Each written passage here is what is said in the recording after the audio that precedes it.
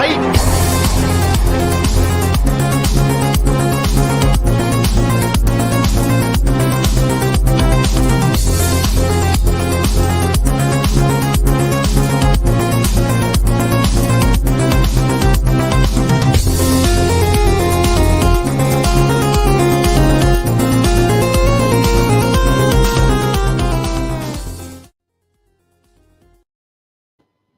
Hey, what is up, everyone? Welcome to another episode of Tournament Fights. This is episode number 72, and we are finally here after two previous episodes of 64 for Tournament Fights. We are finally at the Best of 2019 Championship.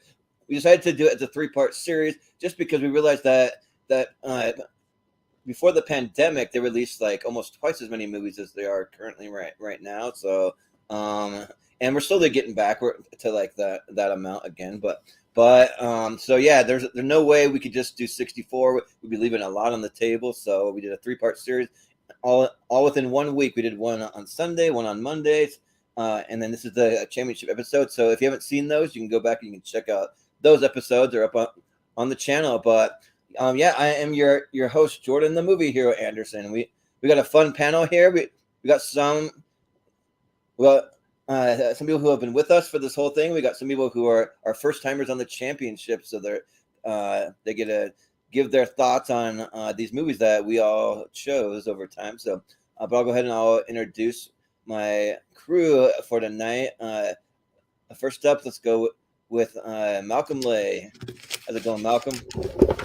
Yeah, for the thumbnail, you should totally have put cats on there to troll everyone. Everyone just thinking cats made the championship. Yeah, right.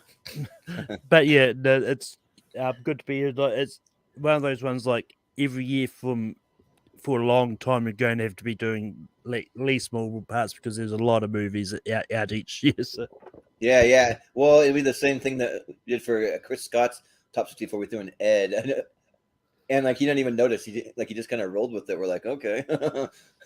So yeah, that was fun. But and then also we have my my brother from the same mother, Cade Anderson. How's it going, Cade? Hey, good to be here. Yeah, I love your show, Jordan. You know I love movies almost as much as you.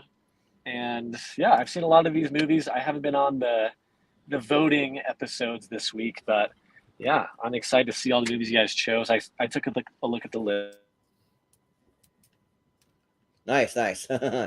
Yeah, sounds good. Well, we're happy to have you. Your internet may be a little in and out at some points. For the most part, you're doing good, but once in a while it just freezes for a second. Just a heads okay. Up. but we also have joining us the Wolfman, Michael Wolfman Wyndham. How's it going? Hello. Thank you for having me. And because it's the championship, I will give you a full wolf howl today. Oh, that's the best I can do. Yeah. Sounds good. Today. But Tarantino for the championship hasn't won his Oscar for directing, but maybe he could win the championship for Tournament Fights. So yeah, we'll see how it goes. Because either like he might win, or even if he makes the Elite Eight, he'll advance to the next round and he'll have another shot. So we'll see. Because just to remind everyone, this is a ladder series, so they're all movies from 2019 except for 3 of them that made the list, and then we'll have the Elite Eight from this list from tonight will be the ones to advance to the next round. So, but we also have one other person joining us tonight, last but certainly not least. Jordan Owens, JPO, what's up? Hi. How's it going? Good. Yeah. Welcome. And I was just gonna bring up the ones that made the championship from previous round. I think that we had. Let me see. Got to bring up my list. And the one was Freaky. That was Spider-Man No Way Home was one No for Way sure. Home. Yeah, and then the and other Palm one, Springs is the other one. Oh yeah, and Palm Springs. Yeah, so we got Spider-Man No Way Home, Palm Springs, and Freaky. So they're from previous years that made it all the way to the championship, and we'll see if they advance yet again to the next round. You never know; anything's possible. So, should be fun. So yeah, and don't mind me tonight. In order to not delay the stream even further, I have the rest of my dinner I'll be finishing on camera. So if you see me eating, that's what it is. But yeah, he's just trying to get dabble into being an ASMR artist now, guys. So. Yeah, right. I'm gonna eat like right up close to the microphone like this, so you can hear it nice and loud. Yeah, but yeah, I'll go ahead and explain how it's gonna work tonight. Pretty simple and straightforward, but for anyone that's tuning in, we have a half tournament tonight of only 32 because we took the Sweet 16 from each of the 64 to make this tournament, and you simply vote each round. So you just go round by round. Everyone gets about roughly 30 seconds or so. If you want to take a little longer, since it's a half bracket and it's a championship, and kind of hype these movies up, that's fine. 30 seconds to a minute, we'll say, and you just vote, and you have to vote for no matter what, even if you haven't seen them. So you can vote for any reason. You can vote because you love a movie. You can vote against the movie because you can't stand the other one. You can vote because you like one of the actors or one of the movie posters. You can vote out of spite if you just want to just like one of the movies that you love got knocked out, so you want to go against whatever knocked it out, something like that. So yeah, so any reason. So that's pretty much it. So I'll go ahead and I'll bring up our tournament bracket, and we'll get going. And Lord knows I did a lot of spite voting last time. So yeah. We like some spite votes. We like a little bit of chaos on tournament fights. I mean, we'll see. This is the championship. You can still vote for any reason, but if it's because it's a championship, you want to take it more serious, you can, or not. You don't have to. It's just really up. It's up to you. And we might have Austin Pez join us at some point. He's having a shorthanded night at work, so he may or may not be able to make it, but you might see him pop in for a little bit here.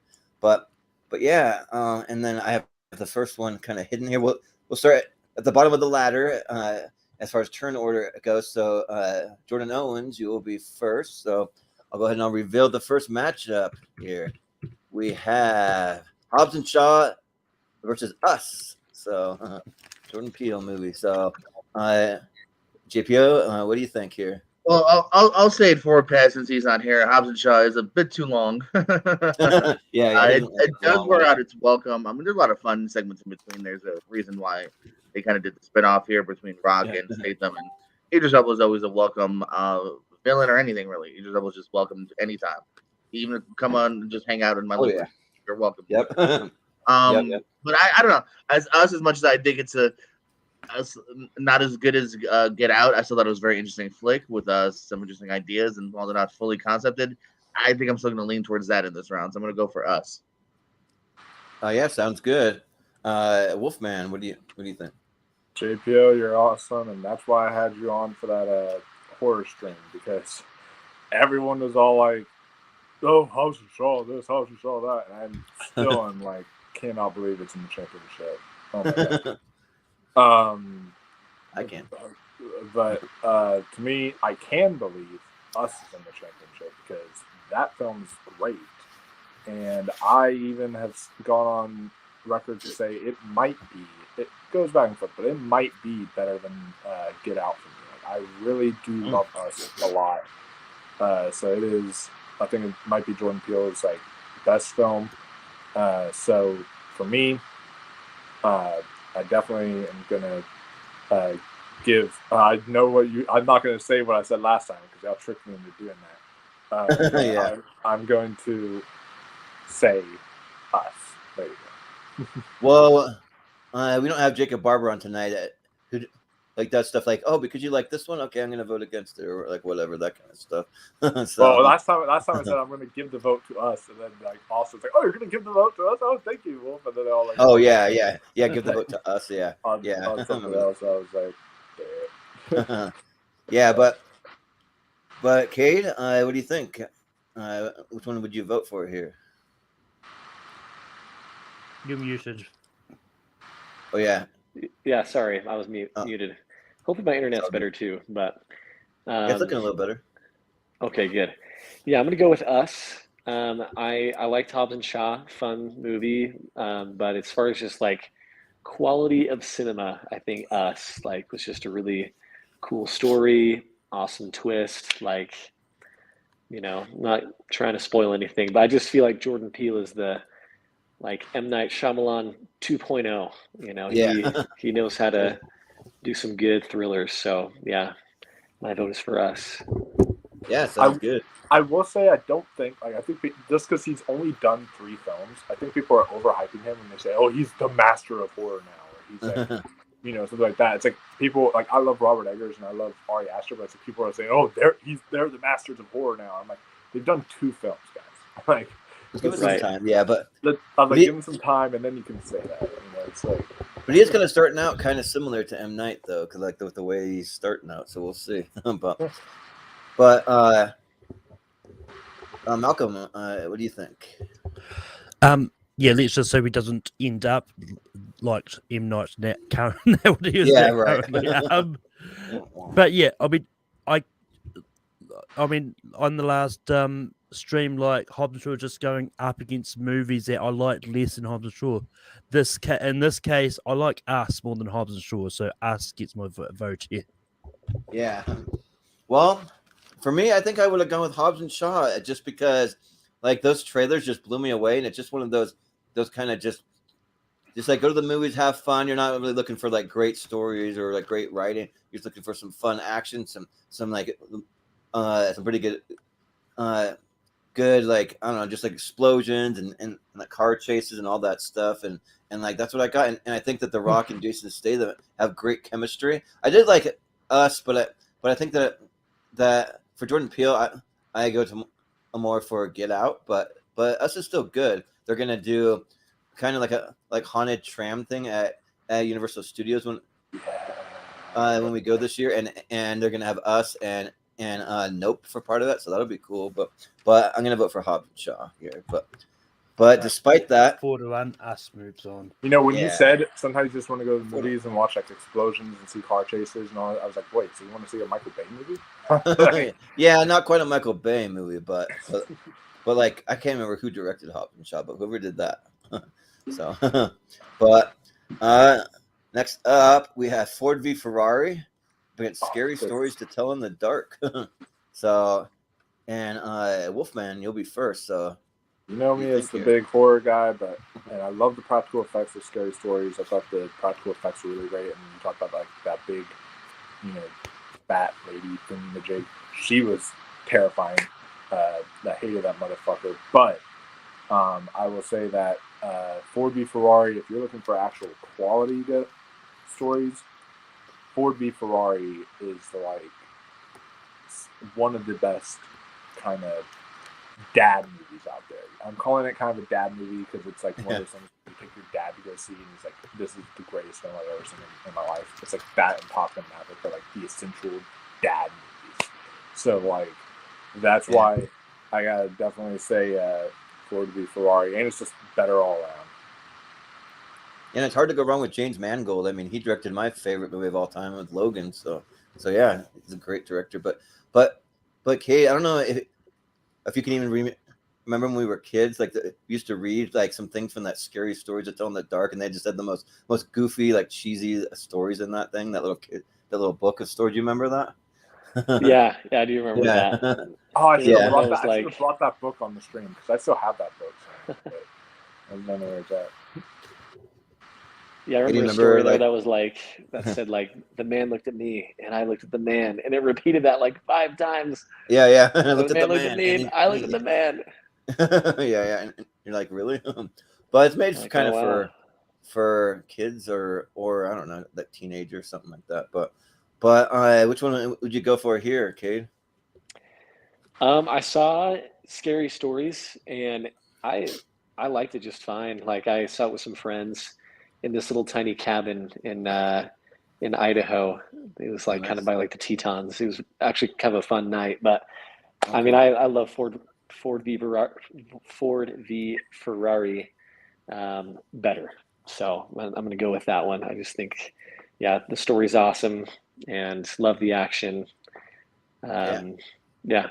So Like, yeah, I like the chemistry between Christian Bale and Matt Damon too. I thought that was good. Yeah, sounds good.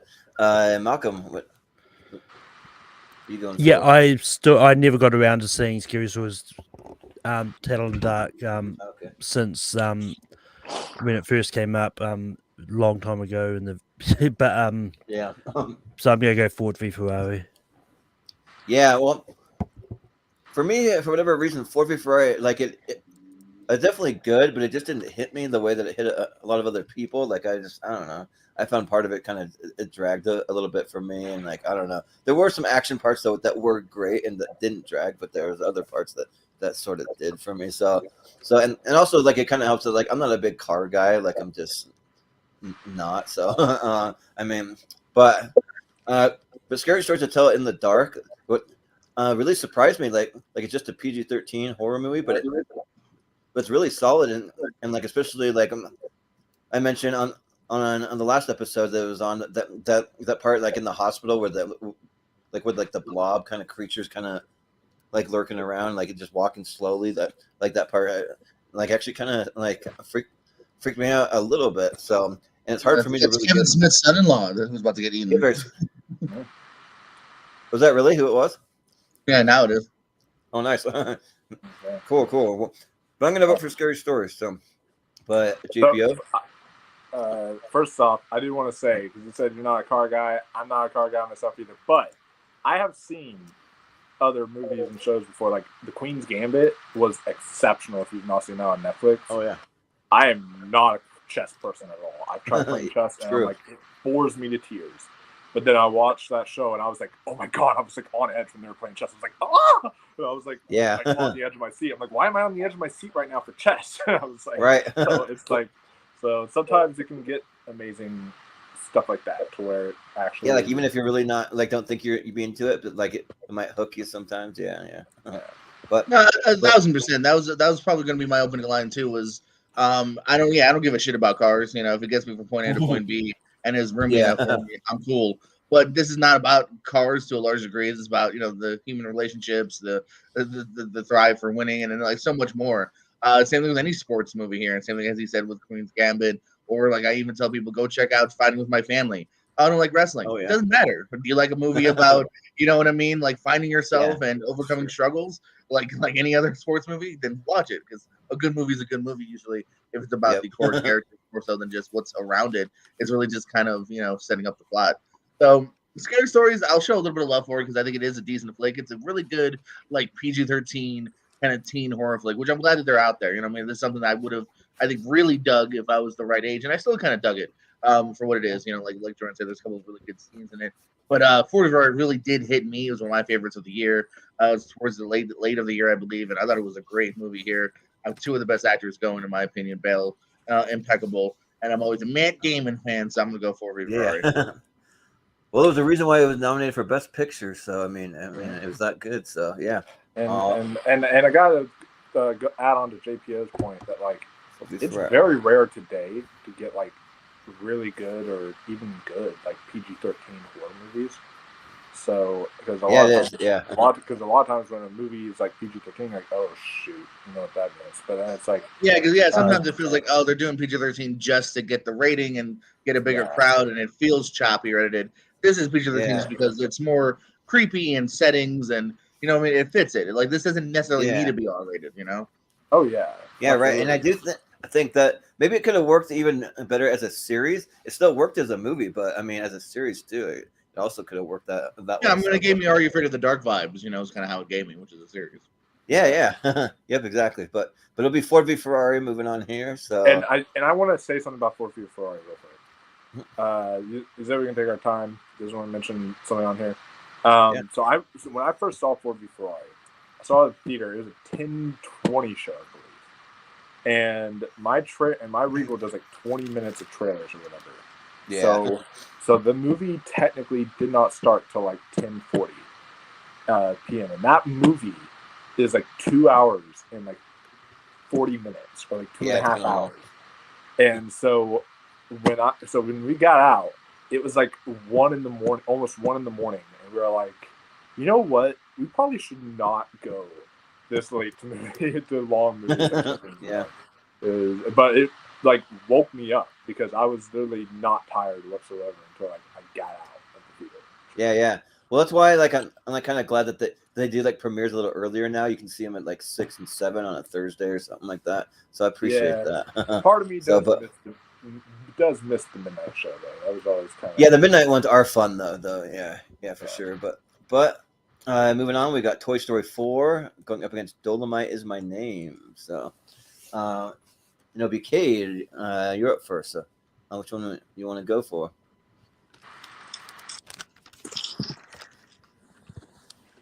Forgot I was mic'd. Yeah, right. so I never saw Dolomite Is My Name. In fact, never heard of it.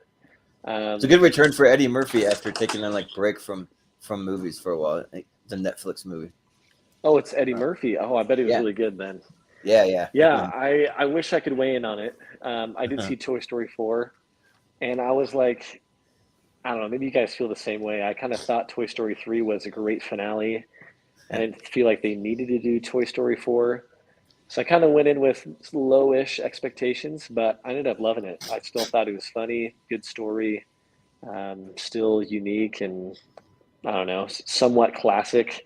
I think I'm still a little partial to Toy Story 3. I just felt like that was such a good ending, such a good movie. But yeah, so I mean, I'll vote for Toy Story 4 just because it's the only one I saw out of the two. Sounds good. But I bet Dolomite Is My Name is good too. Yeah, it's a good. It's based on a true story about this guy who just kind of like wants to be big and famous, and he just finds a way to just keep working at it, even though he gets rejected over and over. And like he does comedy, he does music, he does a movie, he does all this stuff. So it's pretty cool. And he does like kind of in the vein of like blaxploitation kind of movies, like from the 70s and that kind of stuff. So it's pretty solid. So, but Malcolm, what do you think here? Yeah, this is tough for me because both of these movies are literally close together for me. It's like the 124, 125. But yeah, like I did enjoy Dolomite Is My Name. If I knew much about the guy and all that before I went in, I might have appreciated the movie a little bit more. But when I watched it, I thought it was fine. I enjoyed it. But yeah, no, I'm the same as Cade. Like I initially thought the Toy Story 3 was the perfect ending until I saw Toy Story 4. I think Toy Story 4 showed that there was more to the story that they could have showed, and the ending of that I think is the more perfect ending to the franchise. I really don't want them to go to do a Toy Story 5 because I don't know where they're going to go, but I'm going to go Toy Story 4 on this. Yeah, sounds good. And I watched Dolomite Is My Name for the very first time. There's 2 movies on this list that I hadn't seen, so I watched them earlier today actually. So I saw Dolomite Is My Name for the first time, and it was great. Like it was really solid in it, and like just kind of seeing how the character. I always forget what the real name is. I call him just Dolomite. I can't remember the actual name of the character, but just kind of seeing like how he just kind of struggles to just come up like I was saying, like he gets rejected quite a bit. He does all those things: the comedy, the acting, the music, and it's a fun time. And like Eddie Murphy has a lot of energy in it, and it reminds me of like a good return to like some of those '80s Eddie Murphy vibes that kind of like a Coming to America or like Trading Places, like some of those vibes. So yeah, like it was really solid. And Toy Story 4, I just kind of think of it as more like an epilogue, like sort of like Toy Story 3 was the perfect ending to the trilogy, and then you have Toy Story 4 that's kind of like an epilogue of like what's Woody up to now. Let's have a story for Woody. So because I feel like maybe Toy Story 1 it kind of was about Woody, but even more so about Buzz. That was kind of his movie, and then so yeah, I'll vote for Dolomite here. So JPO. Yeah, both good movies here. Dolomite, every few years, Eddie Murphy kind of makes a movie where he's like, "Hey, I'm gonna remind you, I'm really fucking good." Yeah, and this is one of those. But Toy Story 4, man, I kind of see what everyone's saying here, whether or not it was needed or wanted. I agree, Toy Story 3 was a perfect ending, but at the same time, I'm not gonna get mad if it's a quality film because the Toy Story 4 is a lot of fun too. A lot of great heart. Trash. You got Forky. You got all the new characters. You see the doll behind him. Ian Peel popping up as Duck and Bunny. So really fun movie as well. That's probably where my heart kind of goes towards a little bit more upon rewatch. So I'm gonna go Toy Story 4. Yeah, sounds good. Wolfman, what do you think? So real quick, I was talking about both these movies. First off, Cade, if you want a little bit more on Dolomite, if you've ever seen The Disaster Artist, just think of that, but with an all-black cast. Yeah. That's what I would sum it up as. And then I do agree with what Malcolm said. So Toy Story 4 was Toy Story 3 was an excellent ending, and you could argue it's the best ending in the franchise, definitely. And I would agree. However, this was the ending of Woody's journey. This was the closure for Woody, because even though you had that so long partner and all that stuff, we never actually had a proper full closure for that character alone. And this was the ending of that character's arc. So if they did continue, they would not be able to have Woody at all. It'd have to be someone else entirely. Yeah, it would just have to be Buzz and the others. Like, this was the end of Woody's story. So they wanted to cap it off by giving us that. And so I thought it was still really effective. And I mean, it's already in the lead anyways. And as much as I love Dolomite, and Eddie Murphy was phenomenal and maybe should have gotten nominated for it, I gotta say that this, the Toy Story trilogy. Man, try saying that 5 times fast. It just has such a special place in my heart, and they were the first. Toy Story 1 and 2 were like the first anime films I ever watched. I remember falling in love with them as a kid. They helped me appreciate cinema, and then Toy Story 3 just had such an impact on me emotionally, and then especially because of that time in my life, and then with Toy Story 4, it somehow managed to do the same. Even if it's the weakest of the franchise for me, it's so damn effective. So I gotta give Toy Story 4. Yeah, sounds good. Well, it's gonna be Toy Story 4, so yep. And just before we move on, Peasants is here, so I'm going to do what he likes to do, and that's the director's filmography game. Sure, yeah, that's always fun. Craig Buer directed Dolomite Is My Name. Okay. This is what he also done. In 2000, he did a movie called The Poor and Hungry. In 2005, he did Hustle and Flow. 2006, he did Black Snake Moan. Then in 2011, he did the remake of Footloose. In 2012, he did Indie Origins. Then he did Dolomite Is My Name in 2019. And then recently, in 2021, he did Coming to America, the sequel. Oh my God. Okay. How did he go from Dolomite to this? Or to Coming to America? How do you go from this Dolomite to doing Coming to They're kind of similar, but maybe not.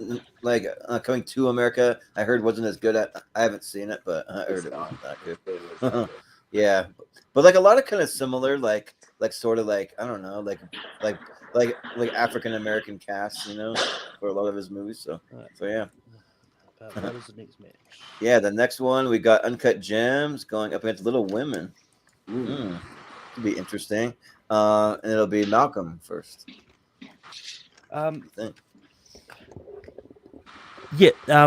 Once again, this is another matchup where both of the movies are really close together. One of them's in my top 10, the other's just outside it.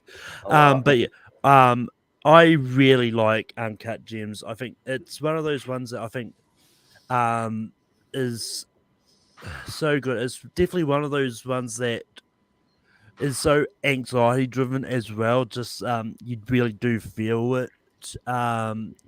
But those that know me know I really like period, when it comes to period pieces and all that. Little Woman is just one of those movies that I didn't expect to like as much as I did, but I think the chemistry of Emma Watson, Florence Pugh, Eliza Scanlon, I want to say is what her name is. and then Oh, the yeah, other one, I saw Saoirse Ronan. But Oh yeah, Saoirse Ronan. Yeah. yeah, I think their chemistry is just really good. So I'm gonna go Little Women on this. Yeah. I think.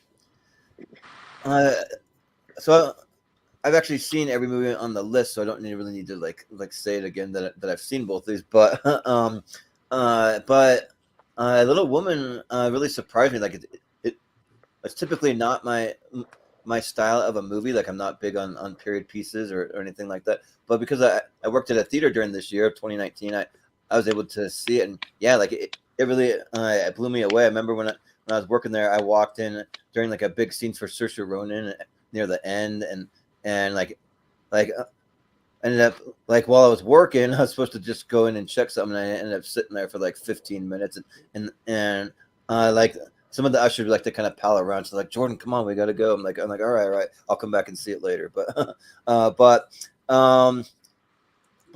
Uncut Gems was another big surprise. Like Adam Sandler's great when he does dramatic roles. I mean, stuff like Reign Over Me or on Space on the PTA one that he did for some reason. Punch Drunk Love. Yeah, Punch Drunk Love. Yeah. So those are both great, and Uncut Gems. Yeah, like it's like a totally like anxiety driven movie where you're just like clutching onto your armrest as hard as you can, just like with all the like bad decisions that he makes. And also, like, for anyone who knows me, there's my boy Kevin Garnett in there, so I'm always happy to see him. Like whenever he's in like anything, which I'm not like he's really in much, so I got to take advantage of like when he's in a movie. So, but yeah, so I think I'm gonna go Uncut Gems here.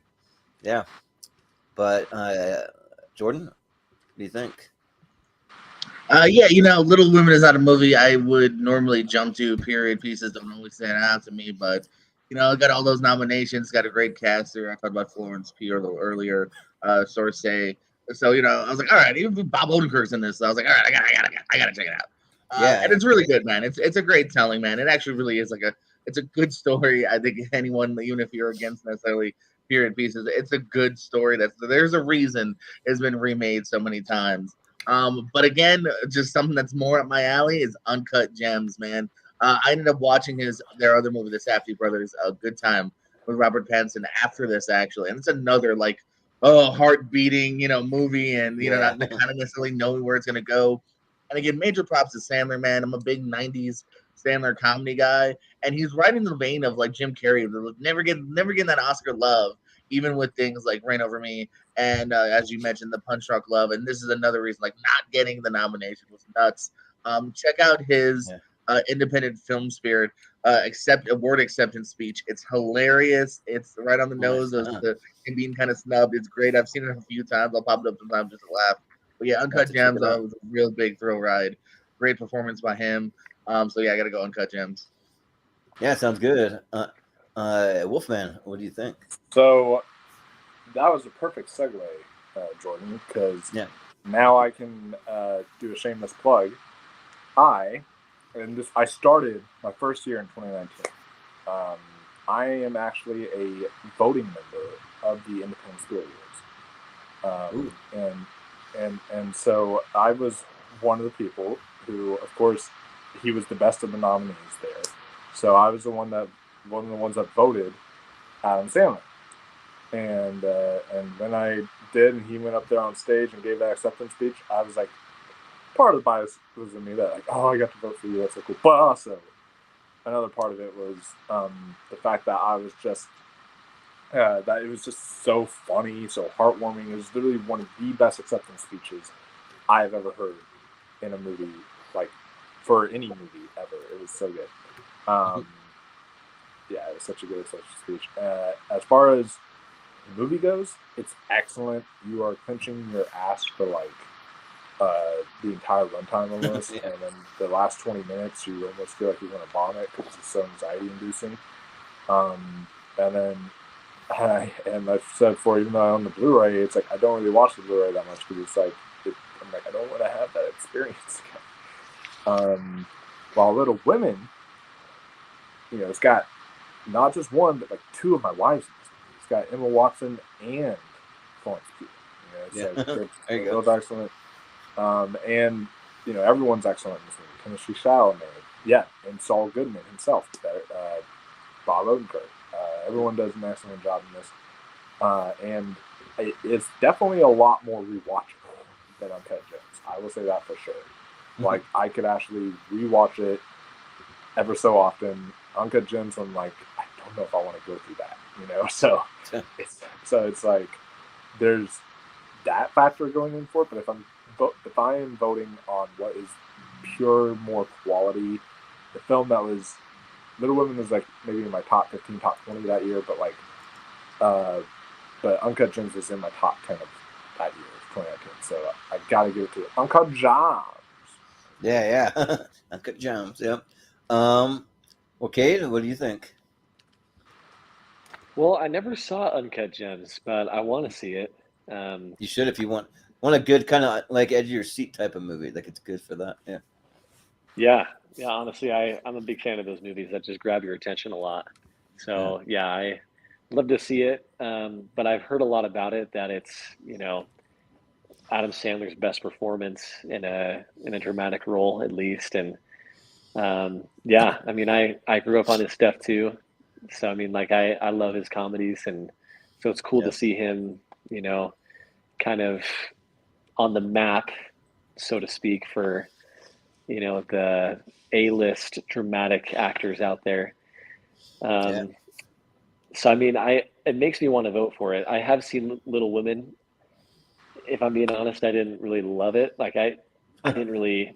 Maybe I even fell asleep during it. I mean, I guess the rest of you don't know this, but I tend to fall asleep a lot. I think I just. If you've known to fall asleep, check out the Instagram page, Cade Sleeps. It's a whole page my sister created of just Cade sleeping. Every time he sleeps, we'll post something.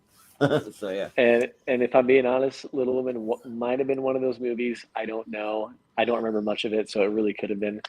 So I think for that reason, I'm going to go with Uncut Gems, just because I've heard so many good things about it. I'm an Adam Sandler fan, and sounds like he did awesome in this movie. Yeah. Yep. Yeah, he did great. So I think it's going to be Uncut Gems. So moving on. Yeah, which I'm Florence Pugh still has one more chance to get in the championship. True. Yeah. Well, we have Knives Out going up against Marriage Story. Ooh, these are not easy matchups. So, and I guess I'm first too. Like, man, like, this one's kind of like now that I see the matchup, I'm kind of voting like maybe for anybody watching me, like, against what they think that I would, because when I saw Knives Out, like, it was fun, but I've said before that I predicted it like halfway through. I was like, oh yeah, this is how it ends. Yeah, and I just guessed it, and then ended up being exactly right, like spot on. And so like I predicted, but I think I'm in the minority there. I don't think everyone there's that predictable for everyone, but like Marriage Story, I also mentioned that it sadly has a lot of parallels to my last marriage with my ex, and like, we didn't have so many lawyers involved. We didn't have any lawyers, thank goodness. But I mean, there's a lot of the like conversations that they have, like a little close to home for me. But even so, though, and I think that because of that, just because it hits so close to home, that it kind of resonates a little more with me. So I think that I got to go with Marriage Story here, and also shout out to Ray Liotta too. Like, he was great as the lawyer. Rest in peace, Ray Liotta. But yeah, I'll vote for Marriage Story. If you haven't seen it, check it out. Like, it's really great dialogue, and like two of the best acting performances of all of 2019 from Adam Driver and Scarlett Johansson. Really good. But JPO, yeah, this for me might be one of the hardest one yet, because these are in my 10 of that year. I think these both are great. I've been a Rian Johnson fan since his debut of Brick with Joseph Gordon-Levitt. So I was always like, oh, this dude knows how to tell a story. He got a fantastic cast for this. I can't wait for the sequel. Wacky ass title, Glass Onion and Knives Out story, but whatever. If the movie's good, I don't care, as long as it's not just Knives Out again or whatever. Yeah, right. So I really dug it, man. Here, Marriage Story 2. You know, I've never been divorced. I was engagement broke off once. Damn you, Kayla. That's the point. Really her name too. And but I just thought it was heart wrenching. It was great. You mentioned, shout out to R.I.P. Ray Liotta, Laura Dern, who actually won the Oscar for this. And between this and Jojo Rabbit, this was a great year for ScarJo too. A couple of years up for ScarJo to really show that if anyone ever doubted ScarJo's acting, oh boy, heart wrenching, great. And man, maybe I just love me some sadness. Marriage Story will also get my vote. Yeah. And also shout out to one of our other brothers in the chat. He's looking forward to the sequel. Well, to Little Women, Big Women. We'll see. I don't think that's gonna happen, but yeah, I'd see it. It's gonna be like Queen Latifah, Lizzo. Yeah, like all those. You're gonna have. Well, funnily enough, there was a sequel-ish book to Little Woman. It was called Little Men. That is a serious. Yeah, maybe throw in Melissa McCarthy, like a few of those in there. Yeah, but Wolfman, what do you think? So, yeah, talking about Rian Johnson, you also forgot to mention he directed the most underrated episode. It is not filler. There's actually a lot of subtle and important stuff in the fly of Breaking Bad. I don't care what you all say. It is one of the greatest episodes of Breaking Bad. Yeah, that episode's fun. So, and I wish he directed an episode that I saw. That would have been great. But yeah, I love Rian Johnson. I even really like The Last Jedi. One of you guys, that's fine. But Knives Out is definitely his best, I think, movie he's done. It was in my top. It was just outside the top 10 that year. But I still really, really loved it, and I can't wait for the sequel. Now, Marriage Story, and I'm just gonna show off my Criterion collection because I love this so much. I got a Criterion Blu-ray here. Yeah, and I got, cool. And then inside it comes with him, the kid there, and it comes with like its own little personal essay from a critic. Cool. Nice. And then this was the coolest part. This is why I got it. Is it comes with a Charlie and Nicole note, so you get like the actual letter that they wrote to each other. Oh, really? So you get like that's really cool. The letter there, and then the back of it there. So yeah, both of them have the notes in there, and so it was really cool. Even though it's on Netflix, I had to get it. To me, Marriage Story. Doesn't come with its own set of divorce papers in there, right? It would be really funny now if you voted for Knives Out. Yeah. Yeah, I know, right? So, but to me though, while like it also had a huge impact on me because while I've never been married, I have been a child of divorce. And even though I was really young when it happened, it's like I grew up, and the more I grew up and I saw like kind of how my dad was and everything and all that, then later in life came to affect me. And so when I watched this movie in theaters my first time, I remember just being in tears, just kind of blown away because it really had an effect on me. And to me, I think while I'm watching my personal favorite movie of that year, I think the actual best movie of 2019 was Marriage Story. So yeah, I have to give it to Marriage Story. Yeah, sounds good. Cade, what do you think here? Well, I never saw Marriage Story. But it looks really good. Yeah, I mean, it's good. It's kind of heartbreaking, but it's good. Yeah, it seems like it's a heart wrencher. It seems like it's very real and raw. So I bet I'd like it.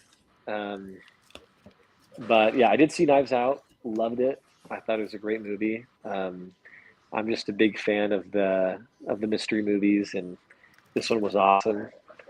I'm really terrible at predicting it, and it had me going. So yeah, nice. That's good. Yeah, so I'll give my vote to Knives Out because I really enjoyed it, and maybe I would have given my vote to Marriage Story if I saw it, but for now, I'll go with Knives Out. Yeah, well, it's close. It was close for me. Like I like both of them, but Malcolm, what do you think?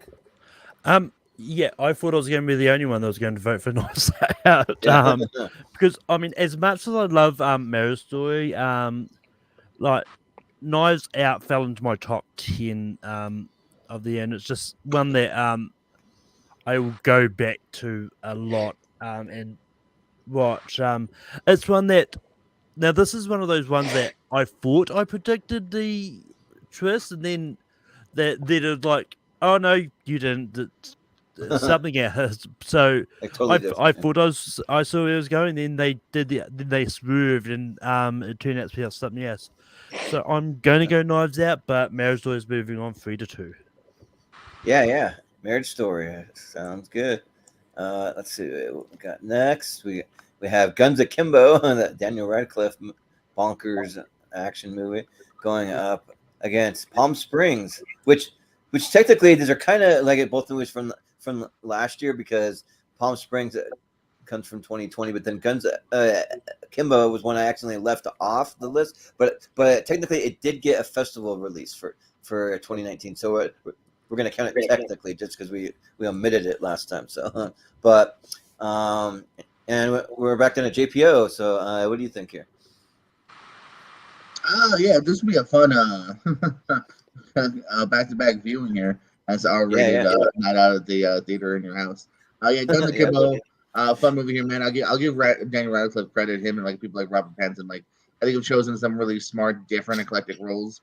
Past being Harry Potter here, you know, this dude's been able to show a lot of different levels, from being a dead corpse to this to writing to everything here. And I really wish Rice Darby's homeless guy was in this more, because he's fantastic and has like one scene. But yeah, Palm Springs I thought was fantastic. That's in my time as well, actually. I love me a little bit of a time loop movie here, and I love that there's a little bit more of an R-rated tinge here. Sandberg's fantastic.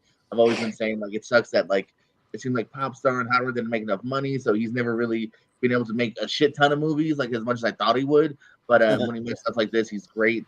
The How I Met Your Mother is good in this too. And of course, J.K. Simmons, man, put him in everything. So Palm Springs. Yeah, J.K.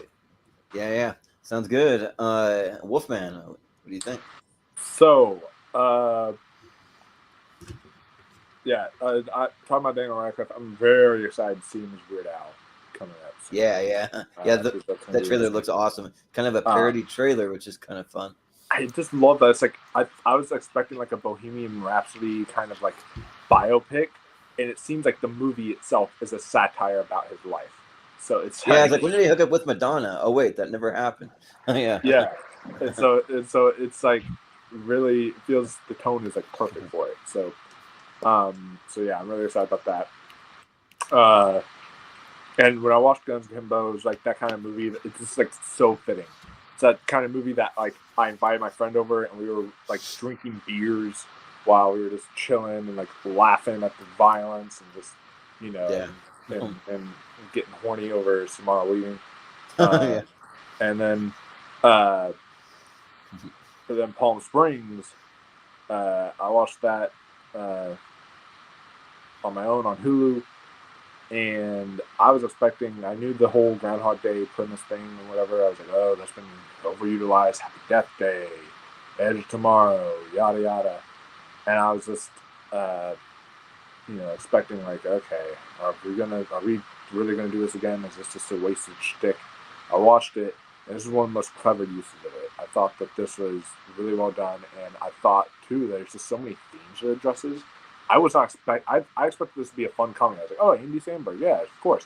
I wasn't expecting this to like get really emotional at times. Like it was really, it really had a perfect balance of both. So for me, I think Palm Springs is just that perfect combination. I think I'm going to go with Palm Springs here. That sounds good. Cade, what do you think about these two?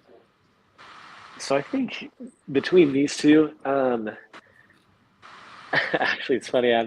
I'm prefacing that because actually I haven't seen either. Okay. So I don't know. I love Daniel Radcliffe. Big Harry Potter fan, and I think it's cool that he's played other roles. that are different. But I love Andy Samberg. Huge fan ever since the SNL days. Yeah. So It's tough. I don't know. Maybe I can go neutral on this one. If I need to break the tie, let me know. All right, yeah, that's fair. We can let it go, but yeah, we'll see how the other votes go. Okay. Malcolm. Since when? You're just changing the movie rules now? No, I'm not. I'm not changing. I'm just gonna say I'm gonna make him vote if we don't already have one that's automatically. Okay, so you're changing the rules. Just admit you're changing the rules. Don't. Well, I'm Well, not changing it. I'm just changing it in case. Not really changing it because if That 3 is people all. Like vote. you literally say at the beginning, you have to vote, and you can vote on anything. I don't mind. I'm just saying, don't lie. You're changing the rules.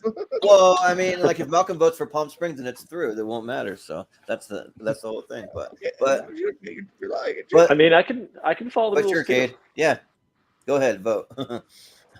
Yeah, I'll go with Guns Akimbo. Yeah, sounds good. Well, he voted against the movie I wanted though, so no, never mind. Yeah. See, there you go. I mean that could like sway things. We'll see. But Malcolm. I'm almost tempted to go for one and see where Jordan's going to go, but unfortunately I can't do it because I just love Palm Springs way too much. I mean, Guns Akimbo is fun. I mean, like I do think it's a really good movie, and I really can't wait to see Daniel Radcliffe do more crazy stuff like this. But I've got to go Palm Springs, so yeah. Yeah.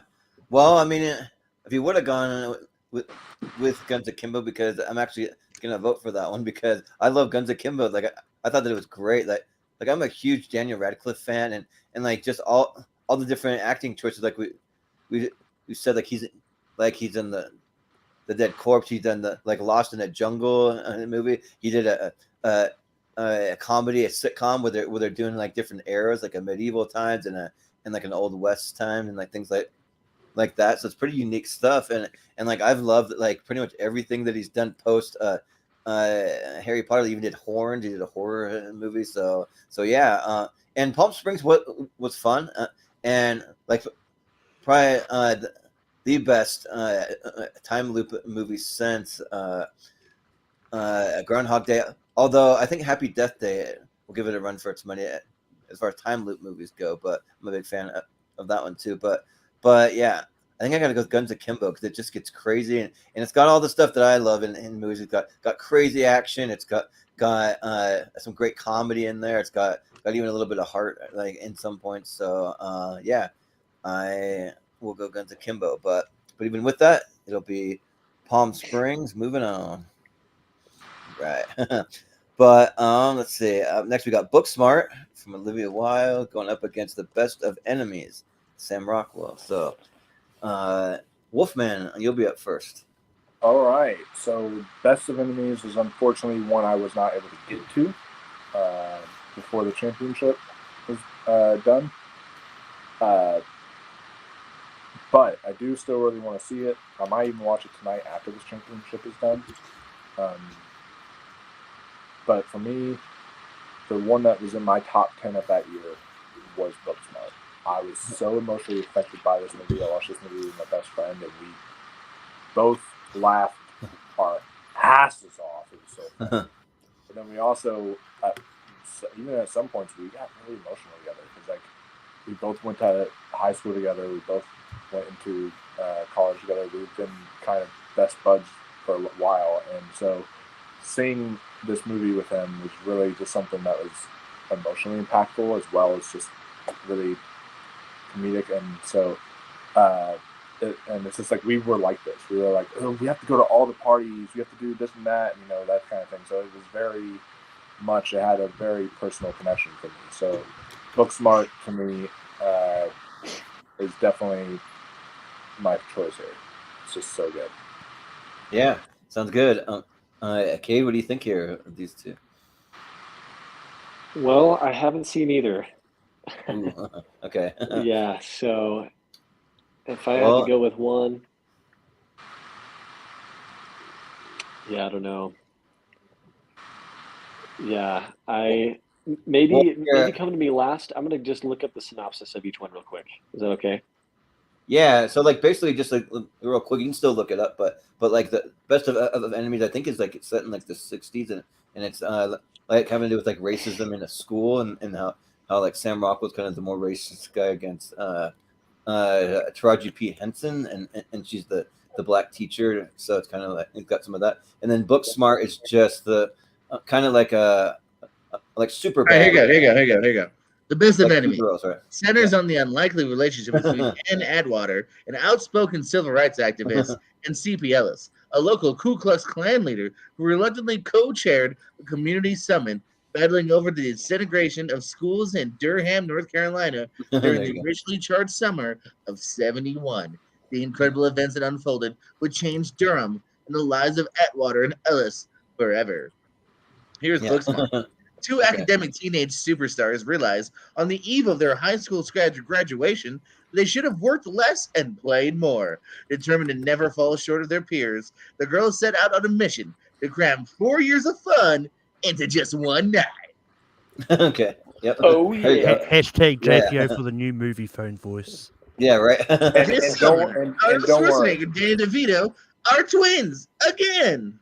Yeah. Don't worry, me and my friend didn't go overboard, but we were all like thinking that we were like, we're in our senior year, and we could like help that. We need to like do fun stuff. Yeah. And so we all like everyone has that feeling when they're in their senior year. So Yeah. But you just dialed 555 movie line. Yeah. Yeah. But Cade, what do you want to go for then? yeah, I feel like I'm a sucker for the civil rights movies, especially the sports ones. Big fan, and I think this one would have been awesome. Like it sounds like a great one. So I think at first impression, like hearing Wolfman's take on Booksmart, I bet I would have loved it and laughed a ton. But I'm gonna go with Best of Enemies. Yeah, sounds good. Malcolm, what do you think? I never did get around to seeing Best of Enemies. It's on Netflix for me. I don't know if it's a Netflix original or not. I don't think it is, but it might be on Netflix for you. I don't It's know. definitely not an original, no. But yeah, I just really love Booksmart. And that's where my vote's going. It's just one of those stories that I didn't expect to love as much as I did. So yeah. So I lied. I thought I had seen every movie on the list. I actually forgot about the Best of Enemies. I haven't seen it, so there's one that I haven't seen. So but I'll eventually get around to it because it looks really, really good. I don't think Sam Rockwell's ever given a bad performance. I've yet to see a subpar performance from him. The Sitter with Jonah Hill?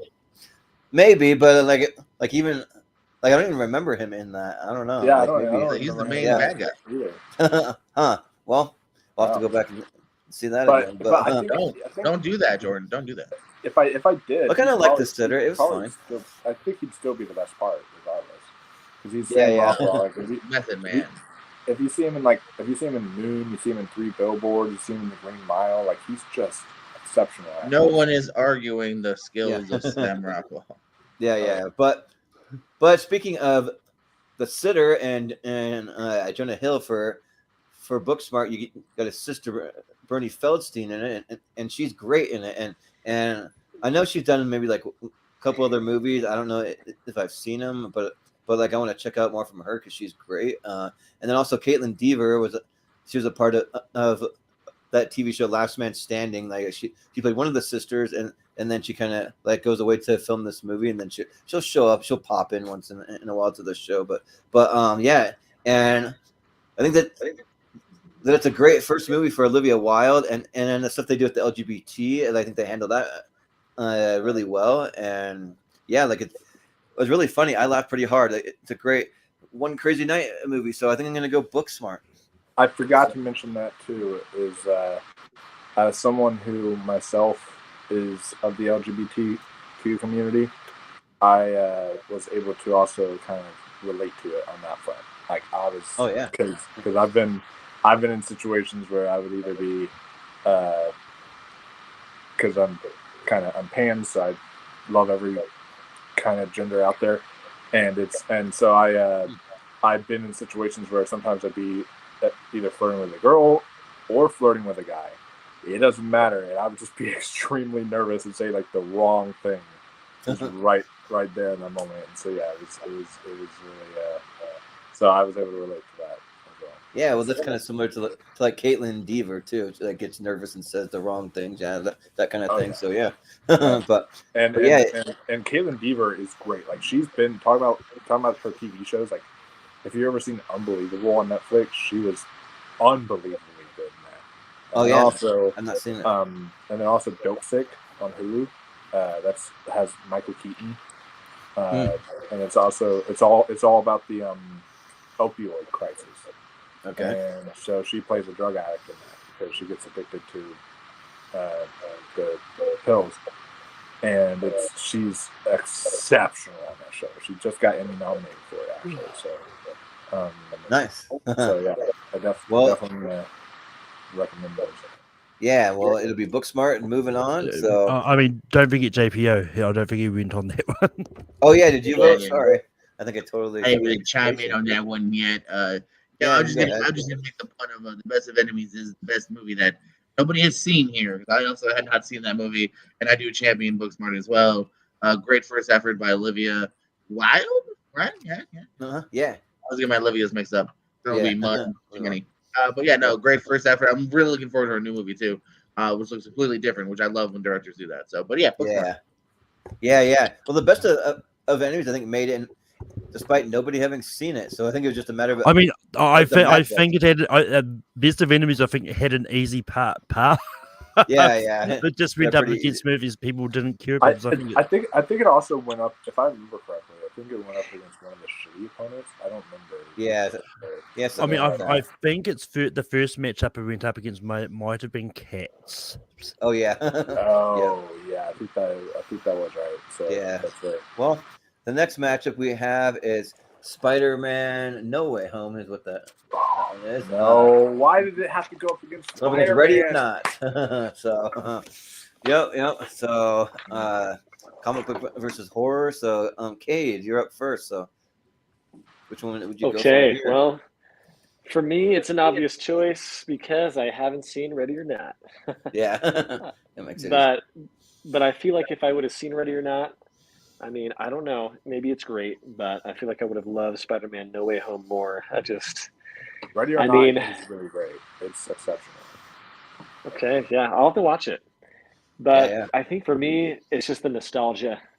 Like, it just, hit home, seeing all. I mean, I'm assuming everybody's seen it.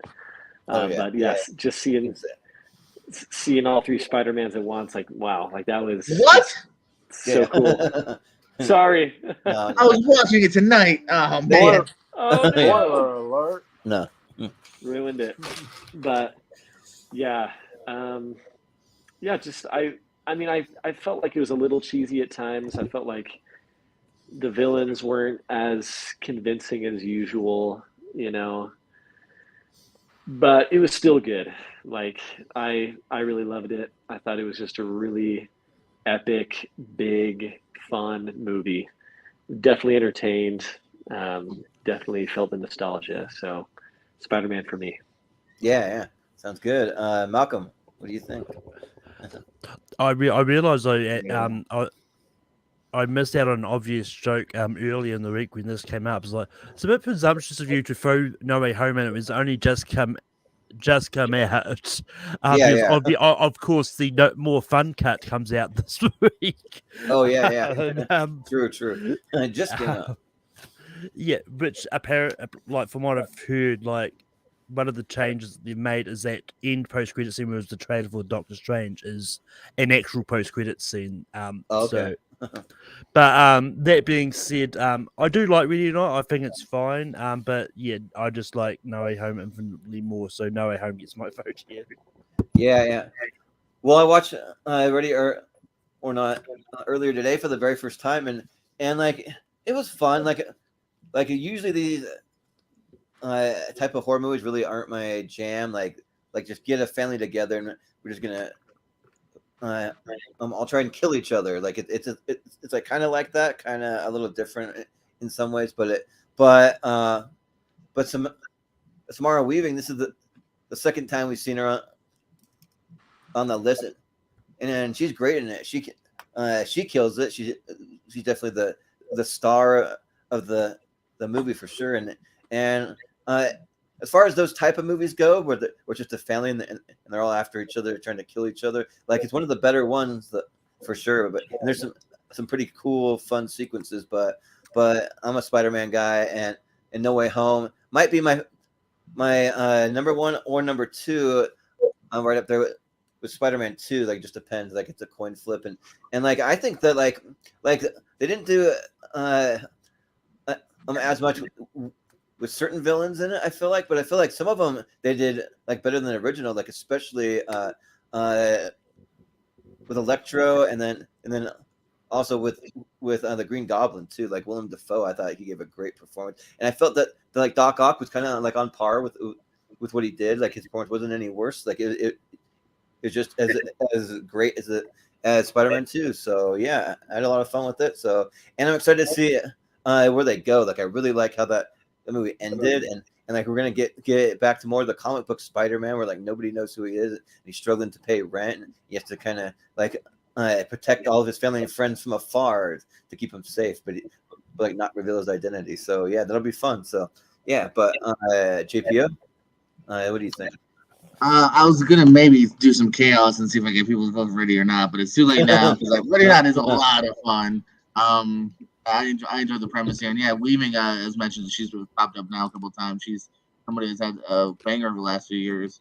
But yes, Spider-Man, man, I'm with you. You know what I mean? It was so great getting the three on screen together, seeing some of the past villains there. It's just a really fun movie, man. Even the new cats. That's why I'm kind of excited to kind of get back to roots in a weird way, because we've had these big, crazy movies with a bigger cast. Now I kind of want to see more of what Spider-Man can do, locally and whatnot. So, Yeah. but yes, gotta go Spider-Man here. Yeah, I know that it came out recently. Kevin Feige has been saying that both Spider-Man and Daredevil are going to be the main two as like the local heroes, just defending the neighborhood, which is kind of cool to have a couple that we know are going to just be doing that. Who knows about any other characters? But yeah, but Wolfman, what do you think? So when I first watched Spider-Man No Way Home, I thought, oh my god, biggest like masterpiece ever. It's amazing. But then like with Avengers Endgame and a lot of these MCU movies, I rewatched it multiple times, and I was able to pick apart the flaws. It definitely is flawed. It's still really good. I still think it's actually like even amazing. I still think it's great. But it's like it does have plot holes. It's got other things in there that's just kind of like okay. I agree with some of the effects, some of the at times some of the like villains and everything. Like Lizard was kind of wasted, so there's like a few things there that just didn't really work. But overall, it was still really good, and seeing the Spider-Man on screen was just amazing. But no way am I ready for the result of what's going to be happening. I tried to mix both movies in there together because yeah, to me, Ready or Not was a ton of fun, and I agree. Like, I watched like Would You Rather, was not really a fan of that. Truth or Dare was garbage. And then there's a few of these like those game movies like that are like not good. But like this is easily like You're Next. This is I actually really enjoyed You're Next, but this is still the best of all of it, like easily. So to me, I'll be the lone wolf here. I'll be the horror hound here, and I will give it to Ready or Not, because I thought that one was great. Yeah, we'll show it a little love, but it'll be Spider-Man No Way Home. So let's see. And then up next we have the end of that side. So we'll move it on over. All right. We have Avengers Endgame going up against Crawl. All right. Be an interesting one. So Malcolm, you'll be first. So what do you think? Yeah, I never got around to seeing Cruel, but Avengers Endgame is just really damn good, so I'm gonna go Avengers Endgame. Yeah, and Crawl I did see, and like for the scenes where the alligator's there and the alligator's is actually attacking. There's some pretty some pretty brutal scenes in there, and it's fun when it's actually attacking. But like really like that's all I really like cared about in the movie. The rest of it just kind of dragged for me and like was a little slow for me. So, but for Avengers Endgame, I mean, like I don't know if there's much more you can say that hasn't been said. Like I'm actually one of the ones I prefer Endgame over Infinity War, but I like them both. I mean, but I just like what they're able to like a second half when they add back a lot of those characters and they that battle scene with Thanos is just like really epic, like one of the most epic like ever brought to cinema. And then there's some pretty emotional moments in this movie that even like on rewatch they still get me, and so it's just fun. And they even have some like stand up and cheer moments, like when a Cap's able to wield the Mjolnir and the Stormbreaker. That's like really cool. Yeah, and despite the like plot holes that like people say, like oh, they just figured out time travel in like a day or an afternoon or something like that, and like the time travel didn't work very well for me. I don't really care about that. It's a comic book movie. Like you're not really meant to have like too much logic and stuff to this thing. It's like a basically dude turns green and is fantasy. a giant, and there's a dude who died back in the 50s. Yeah, just kind of have fun. I mean, did they want the movie to go for 5 hours with 2 hours being them trying to figure out time travel? Yeah, right. Like we're gonna have to go for like multiple days or like months or weeks or years for them to figure it out. Nah, let's just get on with it. So it was already long. No, if anything, that was already long enough. If anything, those 5 hours should have gone to Rise of Skywalker. But that's but I'm voting Endgame. So yeah, but Jordan. Yeah, this one's easy. Come on, y'all. I mean, Crow's fine. I think it pretty much did kind of what it was supposed to do. Have a little tension. Have a couple cool kills. So it's fine. Avengers Endgame is a great finale here. Heartwarming. It's different than I think a lot of films are. Infinity Wars. It's a really interesting premise that they continue on here. So yeah, Endgame all day, every day, twice on Sunday. Yeah, and only one of these movies made $1 billion. So I mean, come on. And that was Crawl. Yeah. Crawl, yeah. Oh yeah. But Wolfman, what do you think? And it actually made $2 billion. So $2 billion, yeah, great. Because it's the highest grossing movie right now. It beats The Thing. It goes back and forth between Avatar and yeah. Actually, I think Avatar took it back. Okay. Then we're gonna have a re-release anyways that'll give it more money. So yeah. But yeah, this one, the horror hound in me can't speak it this time. I'm sorry. I love Crawl. I thought it was really fun. But come on. I mean, this is Avengers Endgame. This reaches the highest of highs. Like, this is, I mean, No Way Home, like, it's the same exact thing where, like, sure, there's, like, you could definitely see some, like, maybe some flaws in the first half of both movies. But just once you get to that last hour, it is like one of the best comic book experiences you are ever experiencing. And even with Avengers Endgame, there are holes within that scene, but it's like, but then like every single scene, the thing about Avengers Endgame is every plot hole led to an exciting, exceptional scene. So I was able to forgive it. But as far, because there's always time travel. With time travel, there's always going to be holes, and there's always going to be stuff like that. Yeah, there's always going to be holes. but with this one, it would lead to this like a better scene and a better scene and a better scene each time, and this is just like the culmination of it all, and like to the point that what are we in now? Phase 4, phase 5. What are we in? Phase 4. We're still in phase 4. It ends with Black Panther coming. Yeah. So phase 4. Right now it's very lackluster, and I feel like it's because like after Endgame, like they had a plan with Endgame, And then it's like after Endgame, it's like I don't know. I don't really see their plan yet. I know they're planning a Secret Wars, but like I just haven't seen it come to huge fruition yet. But like, hopefully it'll all come together here in the next couple of movies. We'll see. Yeah, hopefully. But like this to me, like I remember turning my friends afterwards and telling them when I was coming home, I was like, I remember saying, I would honestly be okay if the MCU ended here. I would be fine with that. It was like the perfect ending for everything to me. So it was the ending Cap's story, it was the ending Tony's story, it was the ending to so many other stories. So for me, easily Avengers Endgame takes this. Yeah, and it also led to a great spinoff with the Loki series too. So I thought that was cool. But Cade, what do you think here? Yeah, I never saw Crawl, so yeah, the votes for Avengers Endgame. Yeah, I mean, I loved it. I think I saw it like 3 times in theaters. Got chills multiple times. I think even today, for whatever reason, the death of Iron Man crossed my mind, and I think there's even a deleted scene where like everybody takes a knee. I don't know if that's in the original cut, but there is a deleted scene for that.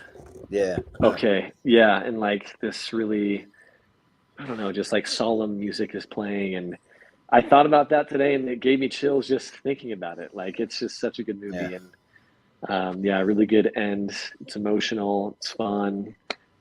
Like great action. Yeah, I love the ending for Captain America. So yeah, and like everyone's saying, like it's just such a good culmination of like 10 years of these sweet movies that everybody loves, and they did awesome with it. So yeah, Endgame for sure.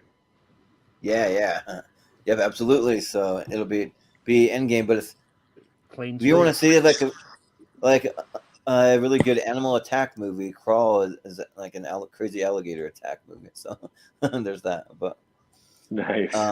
Yeah, but next we got Once Upon a Time in Hollywood. Here it is, and of course Wolfman jumped off from. Oh yeah.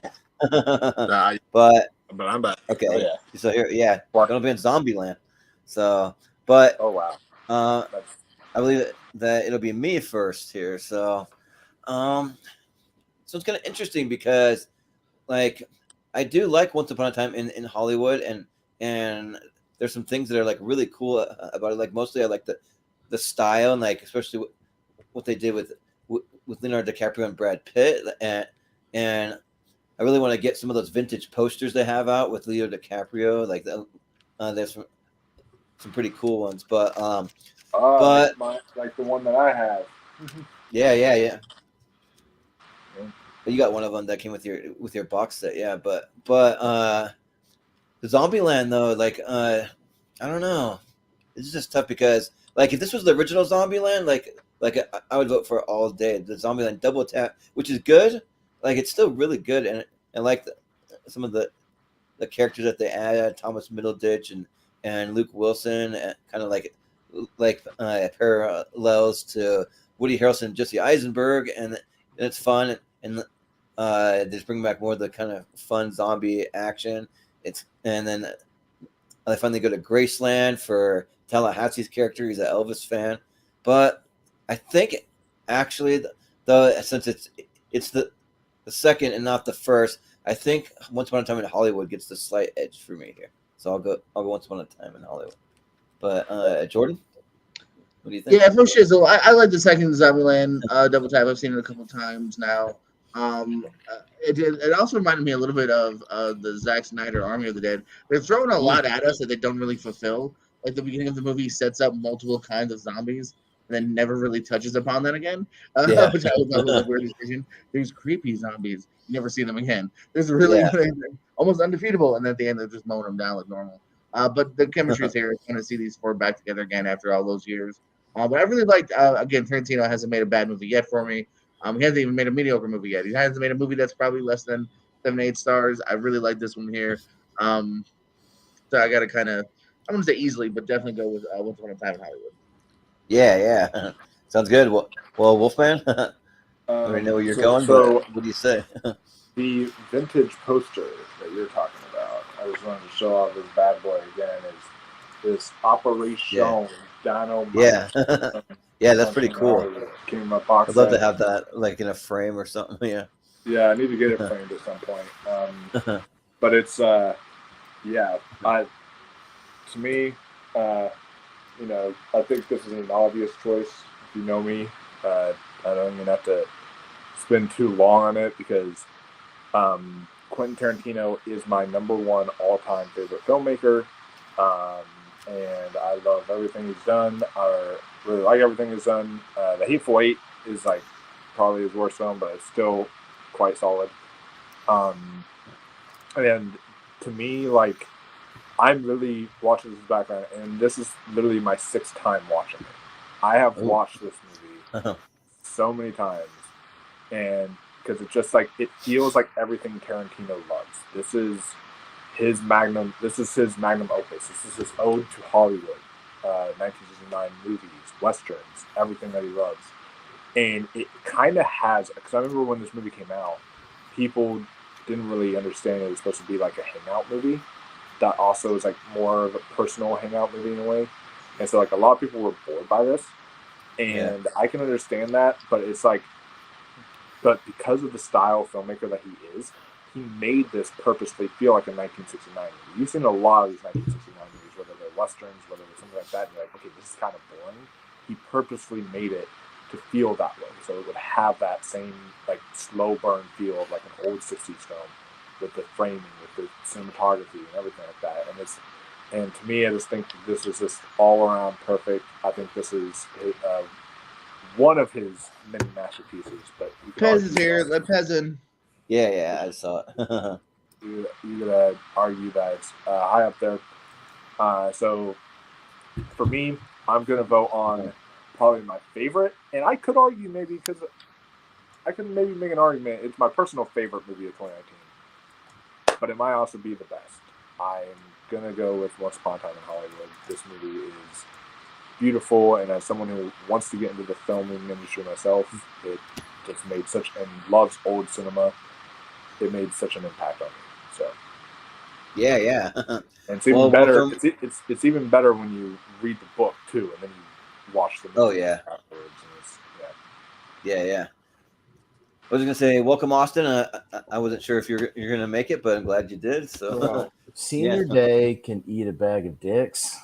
Oh, is that what it was? Yeah, because it's all people trying to get their discounts over 60. They're the worst human beings on this planet, the most entitled, rude, disgusting customers on the planet. Fuck them all. So, anyways, yeah. And they trash the store and they don't care. So, you know what? I don't care. So, what are we doing? I've been listening, but I've been listening. It's been my only reprieve. It's an hour and a half in. How are we not done with the first round yet? It's a half bracket. What are y'all doing? Y'all are We're just having fun We like to talk a lot. Yeah. Jordan said we should go a long time because it's the championship. It doesn't mean we can go 4 hours. Let's go. I didn't say a long time. I said maybe 30 seconds to a minute, but yeah. but I thought y'all would be done with the first round by now. Jesus. Yeah, we're getting there. We're over halfway, but Cade, what do you think? Well, I got to be here to sell Cade on all the movies he hasn't seen. I'm the salesman around here. Yeah, right. Cade has even more homework than Chris does. Did you see Jordan tried breaking the rules earlier, Pez? I heard that where he was trying to just let him vote skip around. I was just saving it to the end. You got to vote no matter what, bro. Yeah. He says it every show, and all of a sudden, Well, it wasn't like saying he didn't have to vote. Just saying that like we'll wait and see. But yeah. Absolutely what you said. You liar. Well, anyways. See how I've already injected so much fun into the show, and I'm just here, so let's go. That's what I do. It's the more fun edition of You're welcome. It's never a party until Jordan. I know you're just trying to look out for your brother. I appreciate it. Yeah, right. Yeah, exactly. Right. Honestly, I missed that rule. Otherwise, I would have abided 100%. But I'm going to go with Once Upon a Time in Hollywood for sure. But I haven't seen Zombieland. I'm sure it's awesome. But I did see Once Upon a Time in Hollywood. Loved it. I thought it was awesome. I'm also a fan of Quentin Tarantino. It was kind of like slow moving, but honestly, I've grown to love that style of movie. Just the older I get, and just like seeing Leonardo DiCaprio and Brad Pitt's performance, like they were awesome in it. Like seeing like the Bruce Lee scene was cool, with Brad Pitt just slamming him Yeah. into the car. That was kind of cool. But and then the end scene with the flamethrower in the pool, that was wild. But yeah, so I loved it. I thought it was an awesome movie. So that's definitely my pick. Well, you got to check out a movie from your good buddy Woody Harrelson that you hung out with him at a ski resort, didn't you? Or you saw him? Least, yeah, right. Got a picture with him. He's one of my best friends now. Yeah, right. Steamboat Springs in Colorado. Oh, yeah. Kind of crazy. Yeah, like that picture just looks like you guys are just hanging out, having a blast. So yeah. But yep, we got a picture. Yeah, and our brother is kind of a Woody Harrelson lookalike, so that was kind of funny. Yeah, it's kind of interesting. Yeah, but Malcolm, what do you think? Yeah, I mean, I love Once Upon a Time in Hollywood. I thought it was a good movie, but I really love the sequel to Zombieland. So I'm gonna go Zombieland Double Tap. Yeah, sounds good. Austin. These are both about on par for me because Zombieland is an inferior sequel, but it's still fun. But Once Upon a Time in Hollywood is the worst Tarantino movie, so it's like it's a toss up for me because there's just nothing happening in that movie. It's good performance. That's the point. It's something. There needs to be something of substance. It's a self-indulgent Tarantino movie. It's him indulging in old Hollywood that I don't give a shit about. So yeah, it's when he says you have to do 12 movies of homework for the movie, that's a mistake. So yeah. That means he's indulging too much. You shouldn't have to do that. You don't have to. I haven't even seen half the films that he. I know, but I don't understand the references, and I'm a film buff. So if I don't understand it, sorry, we're not all like you, Tarantino. So I'm voting for Zombieland because it's self-indulgent Tarantino, which I don't like. Go back to making good movies. Yeah. Well, Jordan, what do you think? Like The Hateful Eight. Yeah. His worst though. You mean his best, right? So were you talking to yourself there, Jordan? And Pez was the last one that needed to vote. Okay. Yeah, I thought. So Once Upon a Time goes on. The JPO went first. Yeah. Well, you want to know what I think his worst film is? That's Reservoir Dogs to me. But anyways, moving on. We have Midsommar going up against Spider-Man Far From Home, another Spider-Man. So, I don't know. You'll have to fill me on the order. I don't know who's up next. Or who's first, Malcolm? You might know. I honestly have.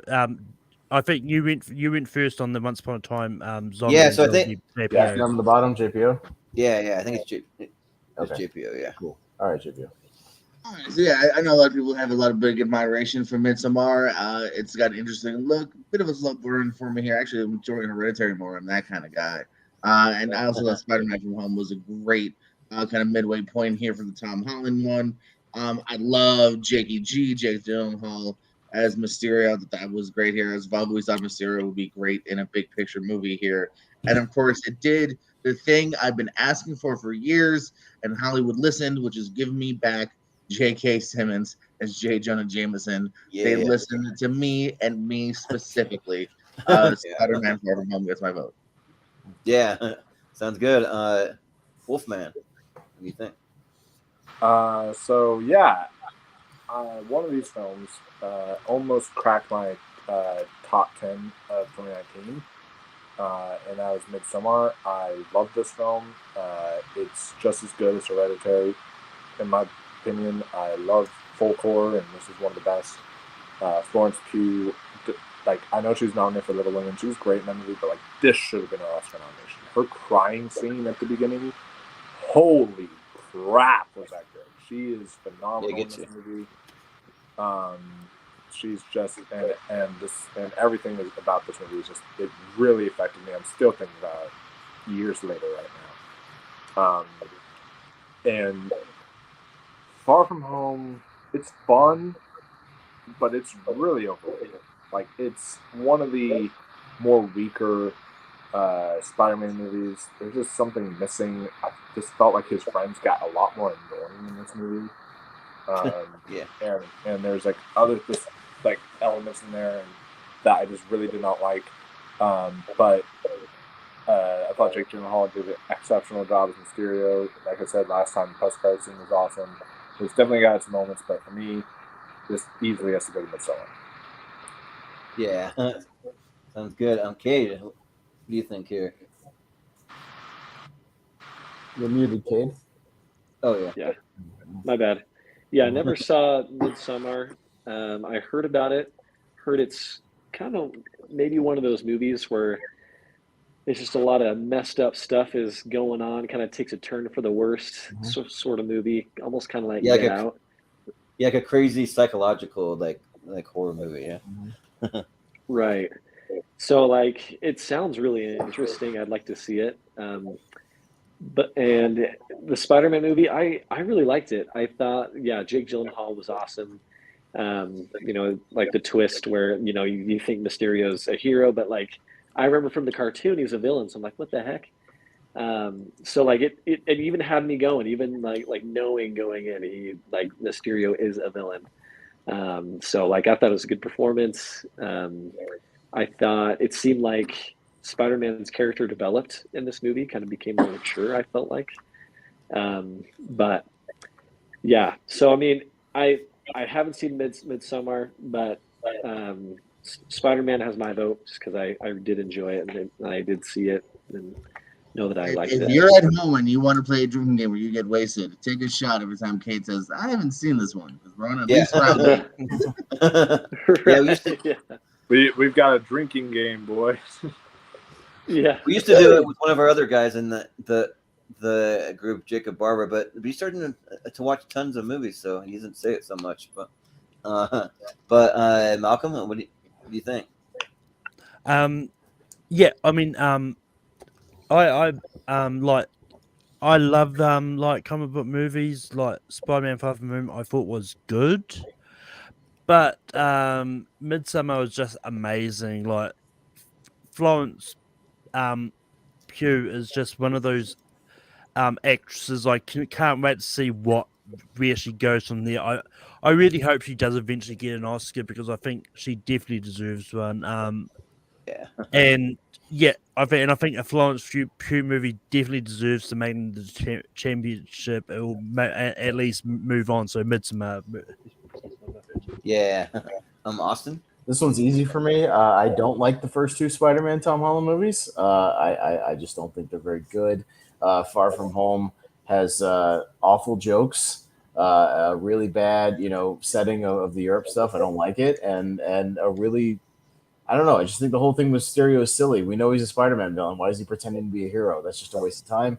I didn't like that. So Midsommar, on the other hand, is the best creepy cult movie since the original Wicker Man in 1973. And I think it's a damn near masterpiece, and I can't wait to see Ari Aster. That's going way back. Yeah, way back. So Midsommar is an easy vote for me. Yeah, this one's not as easy, but I kind of know where I'm gonna go. But I'll start with talking about Far From Home.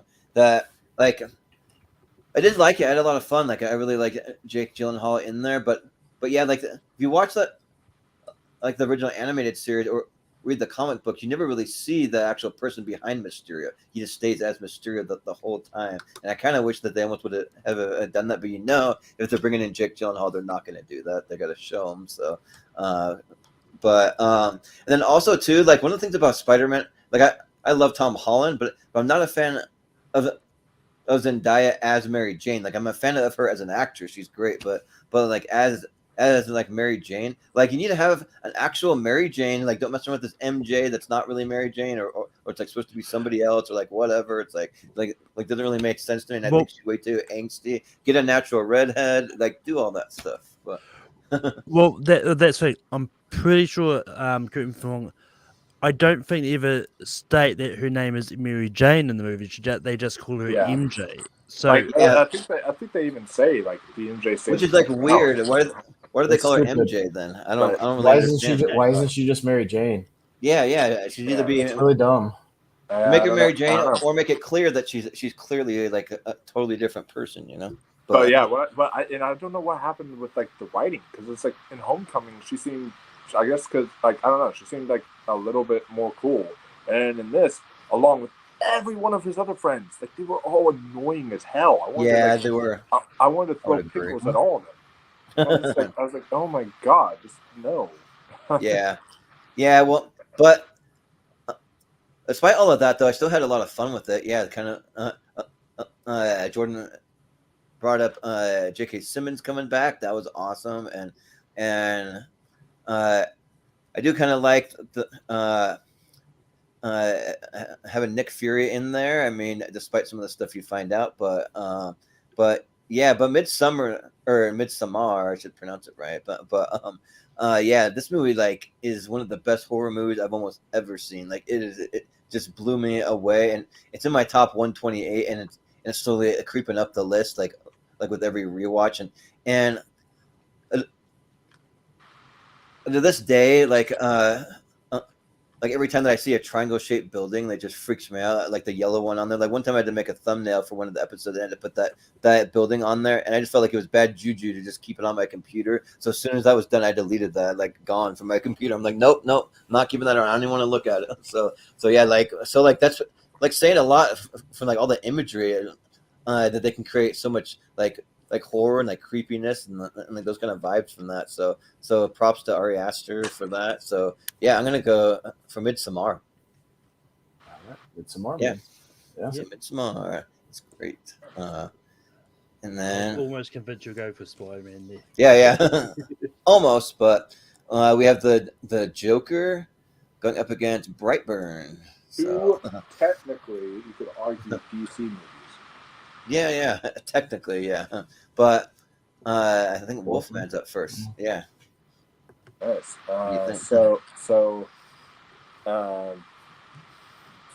You guys have heard my issues with Joker, and I still think the movie is great. I still think it's an excellent movie, but you guys have heard my issues with it, even if Austin disagrees.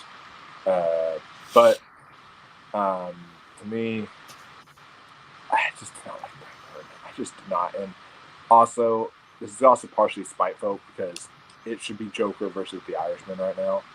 And Brightburn made it instead of the Irishman, so I am going to vote off. What happened there? That's what the Irishman is way too effing long and it's boring. It drags. I don't know. That's what I think. But it's about what's the better movie, and that's the better movie than Brightburn. That's for sure.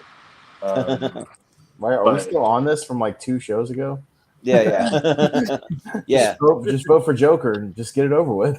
Yeah. I will. You can knock out Brightburn right now. Just vote for Joker. I will then. Yeah. Honor Scorsese in some way, since this is a Taxi Driver rip-off. And I already explained that to you after the show. It's not, but okay. Give it to Joker. Go on that. Yeah. Good to Joker. Well, Cade, what do you think? Yep. Well, get ready for another drink. I didn't see Brightburn. But it's like an evil Superman. It's pretty cool. Well, nobody else did either. It only made 17 million. Shit! I saw the fucking movie. Yeah, I did. Same. So, not a lot of people did. JPO's already drunk from the drinking game. I've already been drinking. Yeah, I love the Joker. I thought it was awesome. Like, it was one of those movies that just, man, it just hits you. Like, a really, really good take on just, how a villain is created. Like, like a more realistic take on how someone can become that way, So there were, some scenes that really just like, whoa, were kind of just so gritty and I don't know, just like harrowing, in that movie. It was really good. Really good performance. Very authentic. I thought Joaquin Phoenix. Yeah, Joaquin. My favorite actor. Yeah. Nice. So, yep, Joker for me. Yeah, sounds good. Malcolm, what do you say? But yeah, I mean, I just don't think Irishman was that well made, regardless. But yeah. Anyway, I'm going to reluctantly vote Joker because I haven't got around to seeing Brightburn yet. Okay. Yeah. Austin. Yeah, I mean it's an easy vote for me, but I did enjoy Bright for what it was. I kind of dug it. I kind of wish we could get a sequel, like just to kind of see where it goes and see him as maybe a teenager or something, a little bit older. But yeah, I mean, yeah, Joker's been on 3 times this week because it was on the other one, to get it in here, and it's on my 128, so it was on last night, and it's in my 128, so I'm voting for it because it's fantastic. So Joker. Yeah. I saw the Joker 3 times in theaters. Like it really blew me away. I've already kind of gotten to like all the details and like the lines and like how he feels like he just like this invisible person. He feels like he never really existed. Like one of the best trailers that I've seen in a long time. And I've already mentioned the like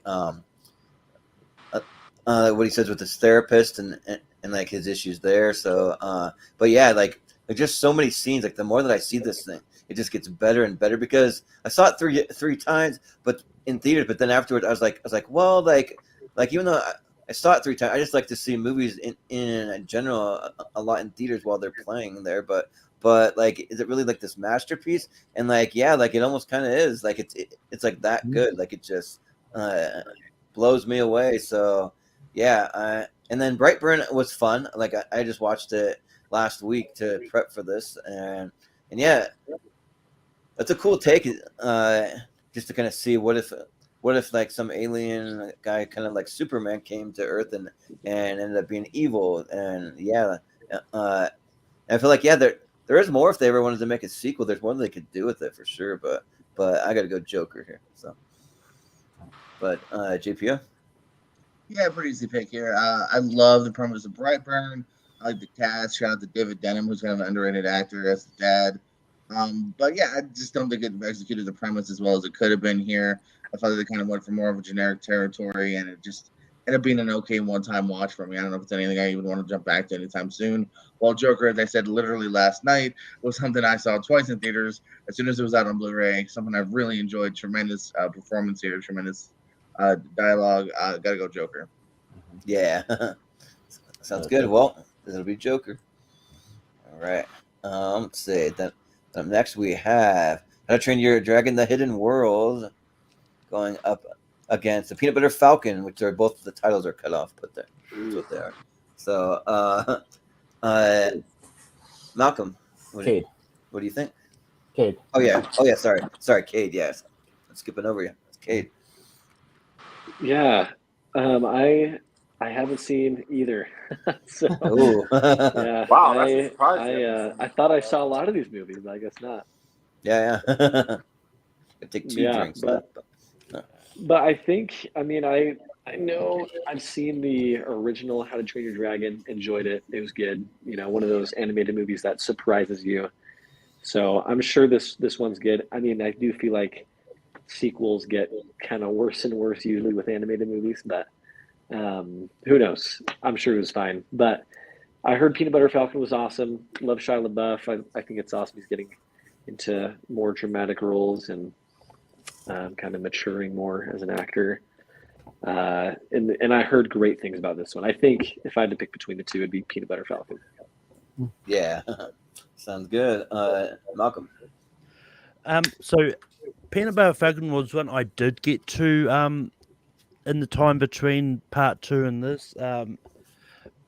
But this was one I really wanted to try and knock out because I heard that how good it was, and it wasn't overhyped. Like, this is a really good movie. It's just a really good story about this disabled kid who wants to be a wrestler, and just So I like How to Train the World. How to Train Your Dragon: The Hidden World. Yeah. Enough, but Peanut Butter Falcon is the better movie.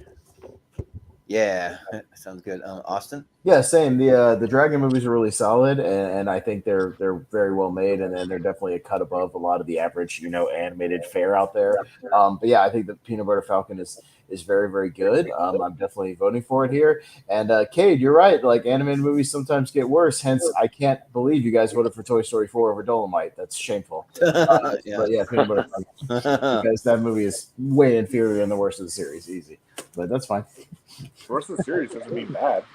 Well, I voted for Dolomite. Just Yeah. make it less That was bad. the only one. Dolomite. Yeah.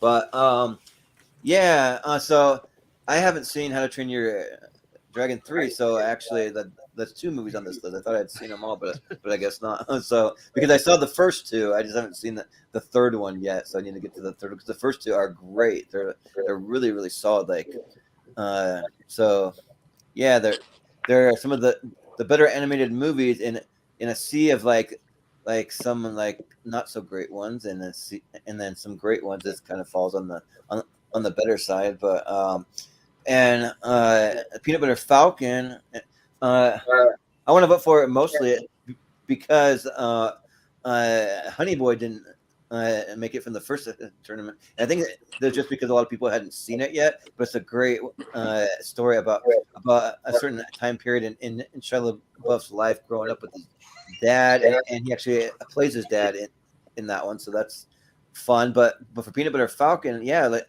it's a fun, almost kind of like a road trip-ish like a movie. They're like on foot, they're on a raft here, they're even in a car for some of it, and just seeing the someone that has Down syndrome, the Zach Kosagan, he's great in it. Shia LaBeouf always gives a great performance, despite kind of being weird in his personal life. But if you see Honey Boy, you kind of like realize why, like he might be a little messed up. So and then also Dakota Fanning's fun. So yeah, I'll vote for Peanut Butter Falcon. So Jordan. Yeah, you guys have kind of set it up. There's not a clunker in the How to Train Your Dragon series. It's a really tight trilogy, so I'll definitely get around to finishing the trilogy because it's not diminished returns when it comes to that. But Peanut Butter Falcon just that much more, man. I really adore. From the first viewing of the movie, I've really championed here. It slaps, it bangs, it's the bee's knees, whatever you cool kids want to say. So much heart here, man. Shia LaBeouf, to say what you will about him, actually, he was just on John Bernthal, who's in Peanut Butter Falcon's podcast, and you get a little bit more of kind of his backstory here. It's a good one. Good one. Check that one out. And of course, any movie that features my good buddy McFoley, and also a guy I've worked with, Jake the Snake Roberts. I'm going to champion that one. So Peanut Butter Falcon definitely gets my vote. Mm-hmm. Yeah, absolutely. Well, Wolfman. Yeah. So first off, you said Dakota Fanning is Dakota Johnson. Oh, sorry. Did I say that? Yeah, I know that too. Yeah. Oh, yeah. I meant to say Dakota Johnson. I thought it in my head, but it didn't come out though. But she's great in Peanut Butter Falcon. By the way, she has completely between Peanut Butter Falcon, Bad Times at El Royale, and so many other movies. Like she's really gone to become a great actress and show that 50 Shades is just a hoax. The How to Train Your Dragon in the Hidden World, it's one of the best trilogies now, I feel, just because all 3 are very, very good. However, Peanut Butter Falcon had more of an emotional impact for me, so I'm going to have to give it to Peanut Butter Falcon. Yeah. Mm-hmm. So it would be Peanut Butter Falcon. Mm-hmm. Moving on. And then up next we have the Aeronauts, which is one that Amazon movie. Yeah, going up against Dr. Sleep. So yeah, sequel to The Shining. So and it'll be Malcolm first. What do you think? Yeah, and I did finally get around to the Aeronauts. Nice. I actually just watched it literally just before the stream. I not long finished it. Nice. But yeah, I think Aeronauts is a really really good movie. And it's definitely one that I thought was really good. But that being said, I love Dr. Sleep a lot. I think it's a really good movie. And it's just one that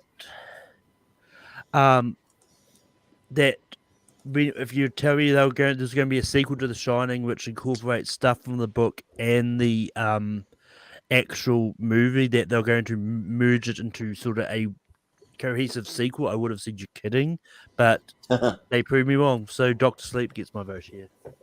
Yeah, sounds good. Austin. Didn't get a chance to get to the Aeronauts. It's the one on the list I haven't seen. I watched Going to Kimbo instead. So, okay. yeah, so I've seen that. But, yeah, Doctor Sleep was really good. It was, it's kind of a sequel to The Shining, and I didn't think they'd be able to pull it off, but they do. And Rebecca, is it Rebecca Ferguson or Rebecca Ferguson? Yeah.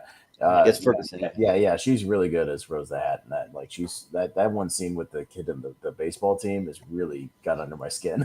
Yeah, creepy. But yeah, really well done. Mike Flanagan is the man right now. So yeah, Doctor Sleep. Yeah. So I had seen part of the Aeronauts like a while back, but I never got a chance to finish it until just like about 2-3 days ago. I did go back and finish it, and it's a lot of fun. Like some really cool cinematography, like some stuff about them trying to predict the weather for the first time, like trying to pioneer that, and then they break a record for the for height, like the highest that a human being's ever traveled. So it's fun, and it's kind of set in that kind of almost like it's like steampunk. It's not steampunk, but it's like almost kind of has like a similar vibe, which I kind of like. But Doctor Sleep, though, yeah, that movie just blew me away. Like from the very first trailer where they say get ready to shine again, and like with all the music from the original movie, and like just really got me pumped up. I went and saw it on AMC Prime, which depending where I live, I once lived right by one, and then I once lived like really far from any that like, so but I was able to see it there, and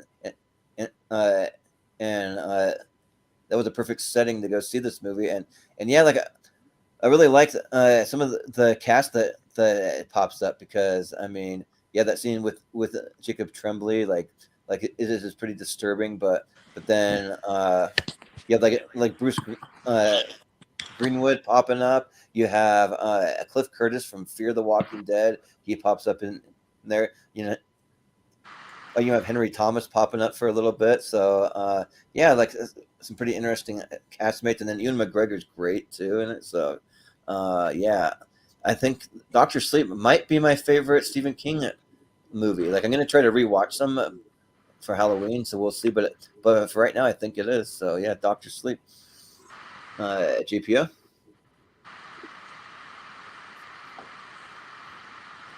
Are you muted or? Doctor Sleep gets my vote. Okay. Yeah, sounds good. Wolfman.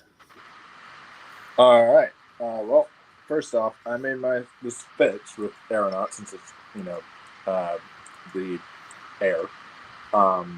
But I fixed myself a cocktail for every time Cade says he hasn't seen something now. There you go. and everything with Aviation Gin, Ryan Reynolds. So there you go. Nice. And so yeah, but I've still have not caught up on the Aeronauts. I need to check that out. Like I said, I think Doctor Sleep is extremely. I need to see it again because I thought it was overrated when I first watched it. And I'm a hardcore fan of The Shining, but like I don't know, I had issues with Doctor Sleep, and it almost put me to sleep at times too, pun intended. But despite that, it is the only one here I've seen, so I guess I would have to vote for Doctor Sleep. So I'll give it to Doctor Sleep, I guess. Yeah, sounds good. Cade, what do you think? Yeah, I haven't seen Aeronauts. It looks good. I want to see it. Doctor Sleep, also haven't seen it. So that's a double drink there. But yeah, yeah, I think I could see myself enjoying Doctor Sleep more. I love Ewan McGregor. I'm sure he gives a great performance. Sounds like the other main characters do great too, and just seems like a good thriller, good horror movie. So I vote for Doctor Sleep. It's great. Even if you haven't seen The Shining, it still works, I think. So yeah, I mean, but we'll definitely see The Shining too. But yeah, but I think that's everyone, right? Yeah. Okay, so it'll be Doctor Sleep. Okay. Then up next we got Jojo Rabbit up against Richard Jewell. So is it Austin? Yeah, I think Jojo Rabbit is just okay. Kind of made that known on the show. I don't think it's bad. I just think it's kind of okay. Some tonal issues I have with that movie. But yeah, I was surprised at how much I really liked Richard Jewell.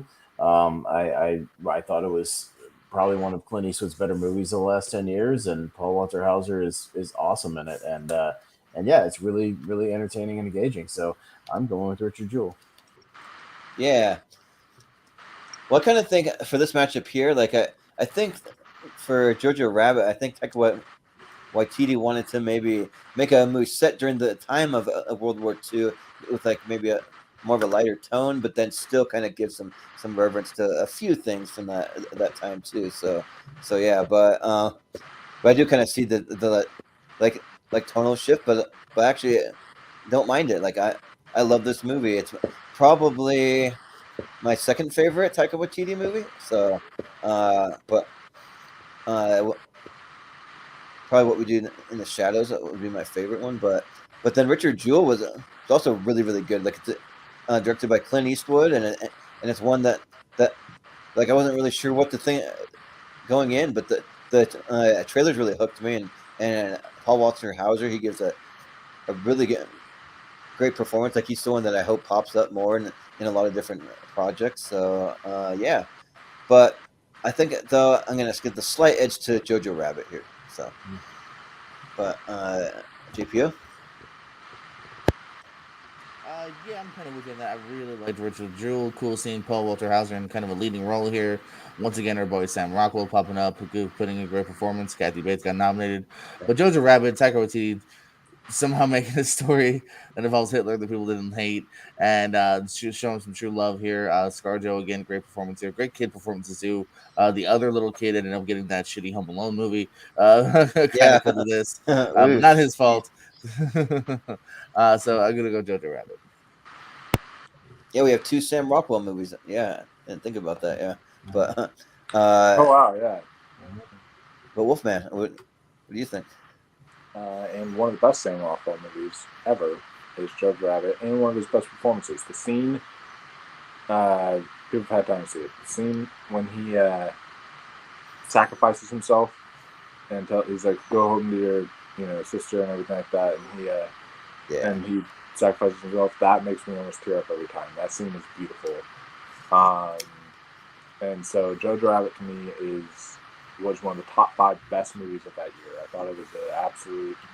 And while Once Upon a Time in Hollywood is maybe my personal favorite, it actually kind of goes back and forth between that and Jojo Rabbit. It's like my personal favorite movie of 2019. But yeah, I think that it's just really, really great. Richard Jewell was one I caught up on right before the championship. And you guys were right. My Black Christmas PTSD was gone by the time I started watching that movie. And once I realized it was far better than Black Christmas, it really helped. It was such a exceptional movie. Paul Walter Hauser was so good in this. Clint Eastwood did such a great job. He hasn't really made like a great movie in a while. Like, I'm sorry, like American Sniper is good. It's not like amazing in my opinion. Yeah, he hasn't really made like a great movie in a while, so it felt really good to see him come back to making like a great film. So while I love Richard Jewell, though, I got to give this to Jojo Rabbit personally. Yeah, and has Clint Eastwood officially retired? Does anyone know that? I think he might be. I don't know. But he's pretty old. So. He hasn't retired. I don't think he's gone out publicly and announced it, but it could be one of those like. I don't remember Jack Nicholson ever announcing a retirement. It could be one of those like kind of quiet, kind of. Yeah, just fades into the background. Yeah. Yeah. But Cade, what do you think? So I at least saw one of these. Saw Jojo Rabbit. So I haven't seen Richard Jewell. Sounds awesome. Loved American Sniper. So like Clint Eastwood movies seem great. I'd love to see it. Love Jojo Rabbit though. I thought it was awesome. Love Taika Waititi, all his movies, and yeah, just the way that he can like make Hitler funny and get away with it and make it work like is pretty amazing. And like you just experience all the emotions. You laugh, you cry. There's action. So I thought it was great. Yeah, definitely a cool story just about love and compassion. So my vote is for Jojo Rabbit.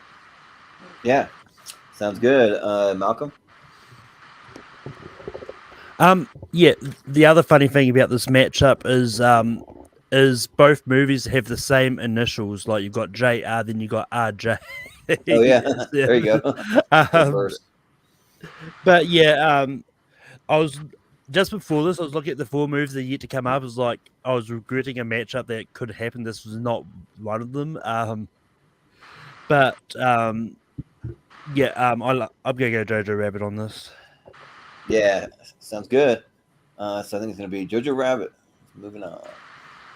Yeah. But up next we got 1917 versus Freaky, which I believe might be the last one of the first round. Yeah, it should be, unless there's movies that I forgot about. Yeah. So it's me first on well, this I guess you could say Austin is freaking out that we've been going 2 hours. Maybe, but yeah, Freaky is a really great little horror movie. Like it's a fun body swap movie with the serial killer. I think that the Vince Vaughn does a great job of playing like the big kind of hulking kind of serial killer, and then he switches to like play the out of body, like the female role, and it works really well. And I think Catherine Newton's great. So I'm excited to see what they're gonna do with the Blumhouse horror house. They're gonna have at Halloween Horror Nights. They're gonna have it's gonna include a Freaky in it, and the Black Phone too. Love those two, but 1917 though, like it's so good. Like I almost want to call it a masterpiece. Like it's like almost there for me, because like what Sam Mendes was able to do, just shooting everything in like basically one take, that or he makes it look like it, and the story of these 2 soldiers that have to go and like deliver this message to try and save everybody, and the score is great too. Like if you go and listen to the music they play during the nighttime scene where like the building's on fire and he's under gunfire while that's happening, like it's really cool music there, and yeah, like just a great depiction of a World War I that you should definitely see on the biggest screen that you possibly can, because it's meant for a big screen. Some great cinematography. So I'll go for 1917. Yeah. JPO? Yeah, I hate to say it's almost easy for me. As much as I enjoy Freaky, fun flick, same directors, the Happy Death Day movies here, so he kind of knows what he's doing. Having kind of a fun twist on a horror film. Great seeing Vince Vaughn have some fun. I love 1917. The look of it, it's a great theater movie here. Really sucked me in, had me on the edge of the seat. So I got to go to 1917. Yeah, sounds good. Wolfman, what do you think? I've always thought about this. A good movie is a movie that can be enjoyed both at home and in theaters, I feel. Like, in both ways. I haven't seen 1917 at home. I saw it like 2 times in theaters. Actually, I haven't watched it at home yet. I guess it was something kind of weird too. Yeah, I saw it in IMAX. Oh, so good. But it's like, but for me, like I was thinking about this. It's like, Freaky is one of those movies that you could watch at home and in theaters and get enjoyment out of. 1917, it's like, would it almost be a detriment watching it at home, because it's like, well, now it's like not the same because that's like the big screen spectacle. So I don't know if that would affect my opinion, but it won't, because 1917 it's just too good. I watched both of these movies in theaters, and 1917 is just an exceptional war movie from start to finish. It's just the Roger Deakins, the GOAT cinematographer, in my opinion. He just nails every shot here. I know they say it's a 1-take war film. It's technically 2 takes, because there's that part where the bomb goes off, it goes to black, and then it does it again. Oh yeah. And so it's like technically 2 takes, but it was still really, really well done. And I actually, like, because I've heard people say like, this or Dunkirk in a battle before, I prefer this actually over Dunkirk. It's like, it's not even close for me. Because at least this like gave me development of actual characters. Dunkirk was like lifeless. So this actually had life to it. So I actually, this is an excellent film. So I'm going 1978. Yeah, sounds good. Cade, what do you think here? Yep, 1917 for me. I mean, I haven't seen Freaky, and it looks good. I think it'd be a fun one to watch. But yeah, even just looking at it, I think I'd go with 1917 because I did see that in theaters and loved it. Big fan of war films, so yeah, easy pick. Yeah, sounds good. Malcolm, what do you think?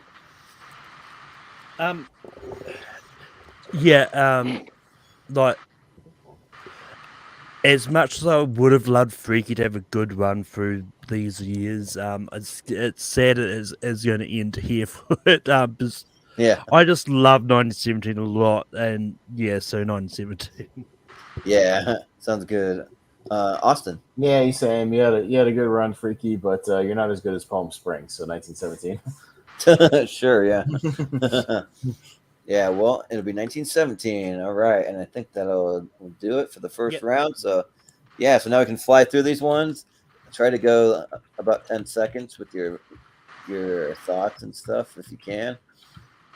And yeah, we'll get to a winner here. We'll see. So and the winners of these go into the next round. The next ladder series and the poll. Yes. Yeah. So they'll eventually to face the movies of 2018. So yeah, go up the ladder, so to speak, or down the ladder because we're going down in years. But we got us versus you don't want to go backwards down a ladder. I mean, yeah, you don't really want to. So however you want to say. Yeah, but I think it's JPO first. JPO back down to the bottom. Us versus 4v Ferrari.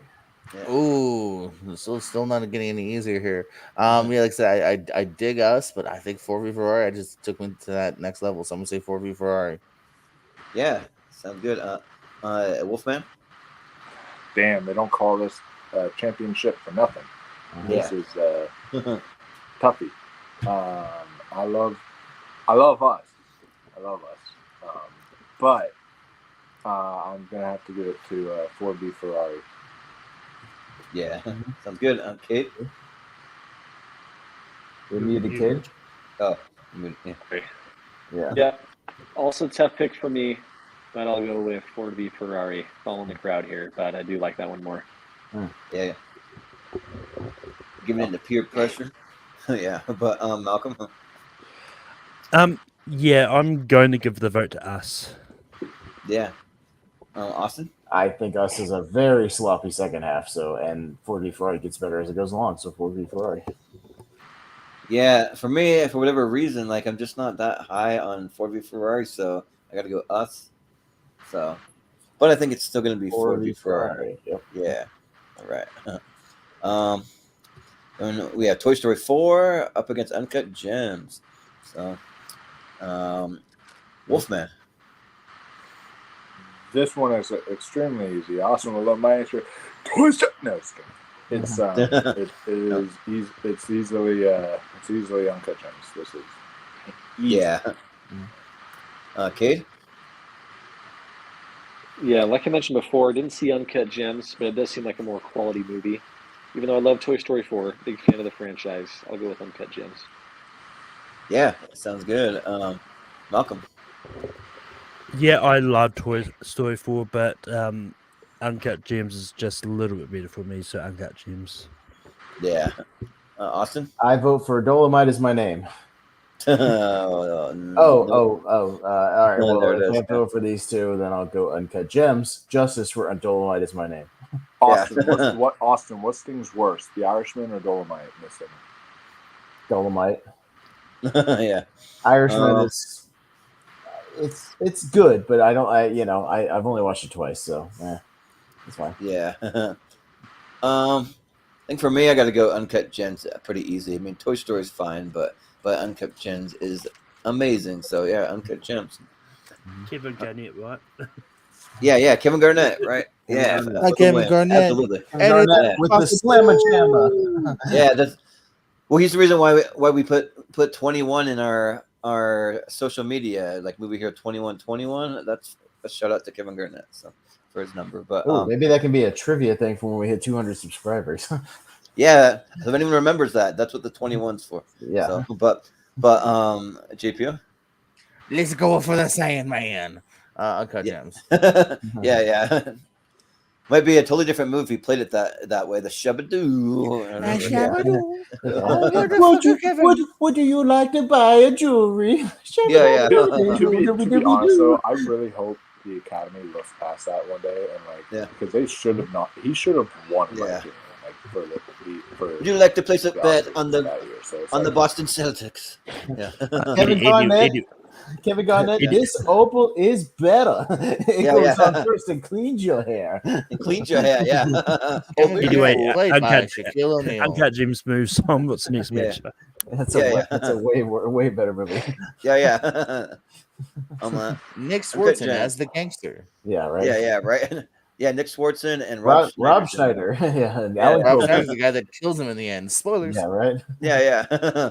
But we have Marriage Story up against Palm Springs. But real quick though, if you want to see one of the funniest podcasts, so like I'm a big Theo Von fan, and he just had Nick Swartzen on, and like every time those two get together, it's comedy gold. Like go check it out.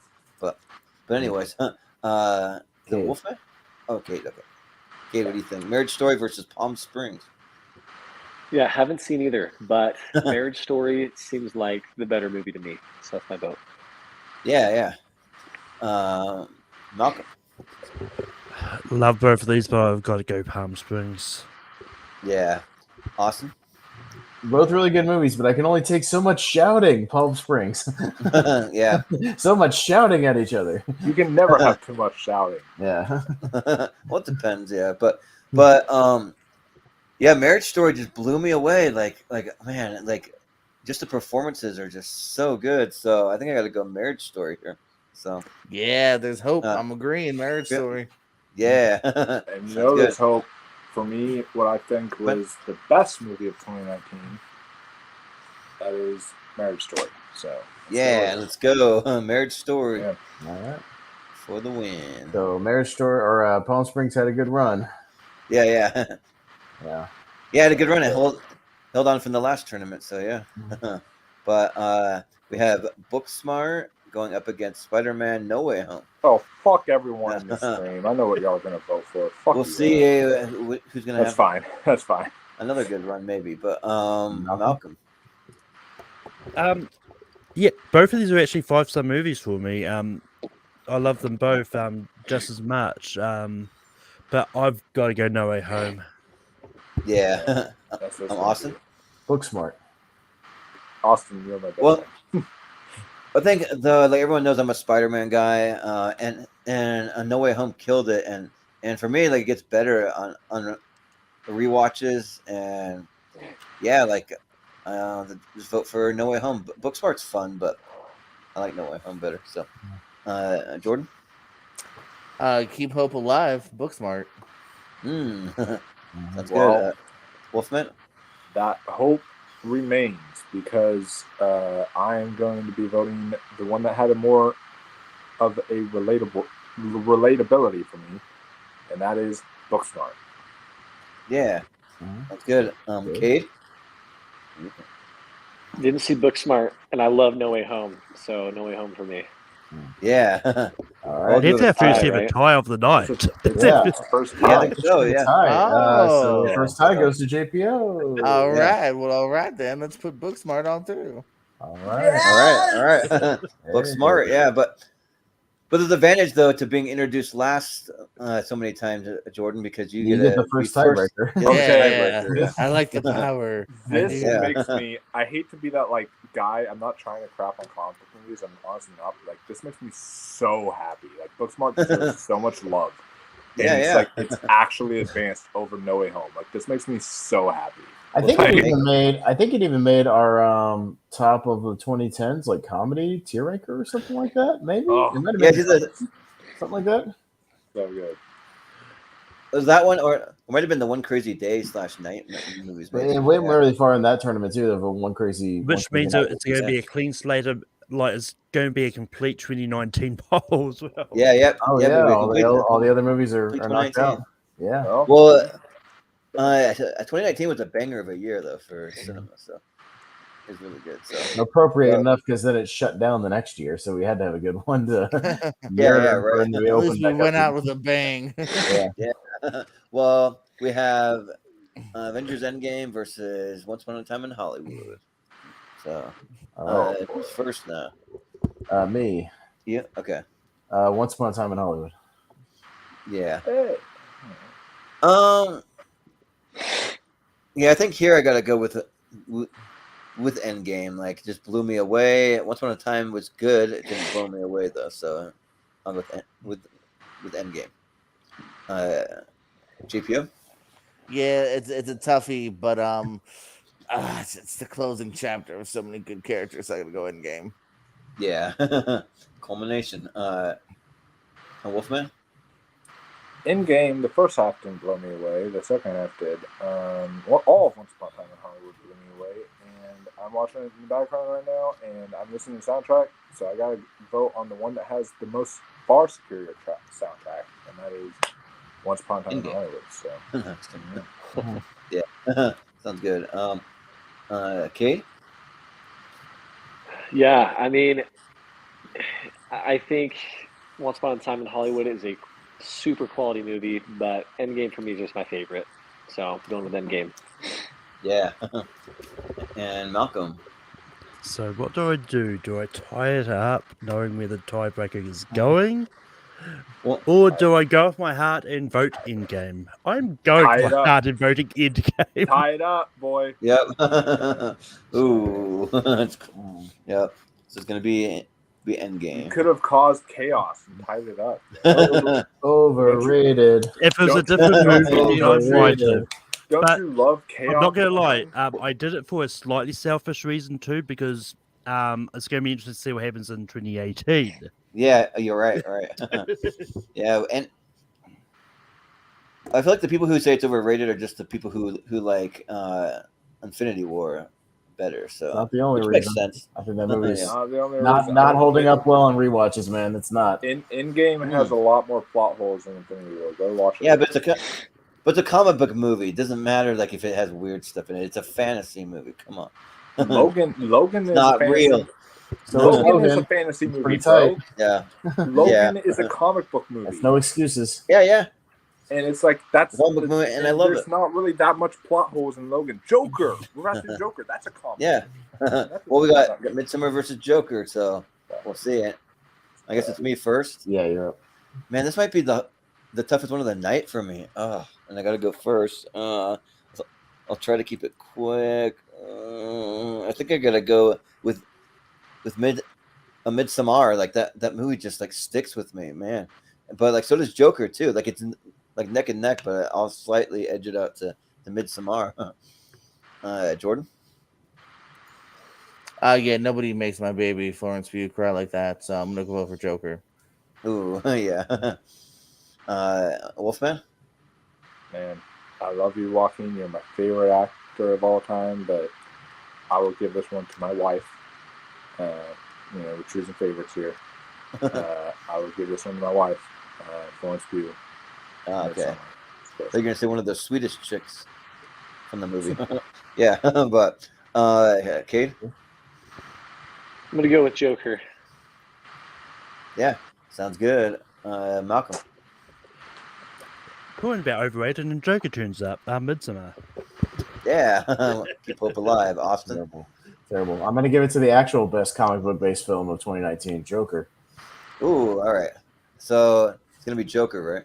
It's 3-3. It's tied. Oh, it's tied up. Okay, so this goes to Wolfman. Ooh, what are you gonna do? You can do the right thing in this one, Wolfman. Yeah. You know what? I voted for Once Upon a Time in Hollywood for you, even though it didn't make it through. Just remember that. Yeah, I did. But you also are a big fan of Midsommar, so I can't. So either one of these choices will make you happy. Yeah. So you know what? I'm gonna go with my heart and go with the better movie. And the better movie is Joker. Midsommar. Midsommar. Ooh. Yeah, I would have been happy either way. They were really close for me. So Midsommar. Did you expect Wolfman to go against Florence Pugh? Yeah, right. But Joaquin is So I my was thinking- favorite actor, dude. It's like, I'll just say it. It's like, Yeah. I do, but she's my wife though. There's a difference. Like, Yeah, I don't yeah. want any like divorce papers coming in or something. Yeah. Well, we have Peanut Butter Falcon up against Dr. Sleep. So, JPO. and that's Cade first, right? JPO. Oh, I don't know where I got that. For some reason, I thought Wolfman went first, but he went last. No, Yeah. you went first last time, so yeah. JPO's up. JPO. Oh man, this is my first or second toughest one actually. Again, because they're really right on par. I'm just gonna go with my heart. I'm gonna go Peanut Butter Falcon. Yeah. Wolfman. Peanut Butter Falcon easily takes this. Yeah. Cade. Yeah, I think Peanut Butter Falcon for me too. Ooh, all right. Malcolm.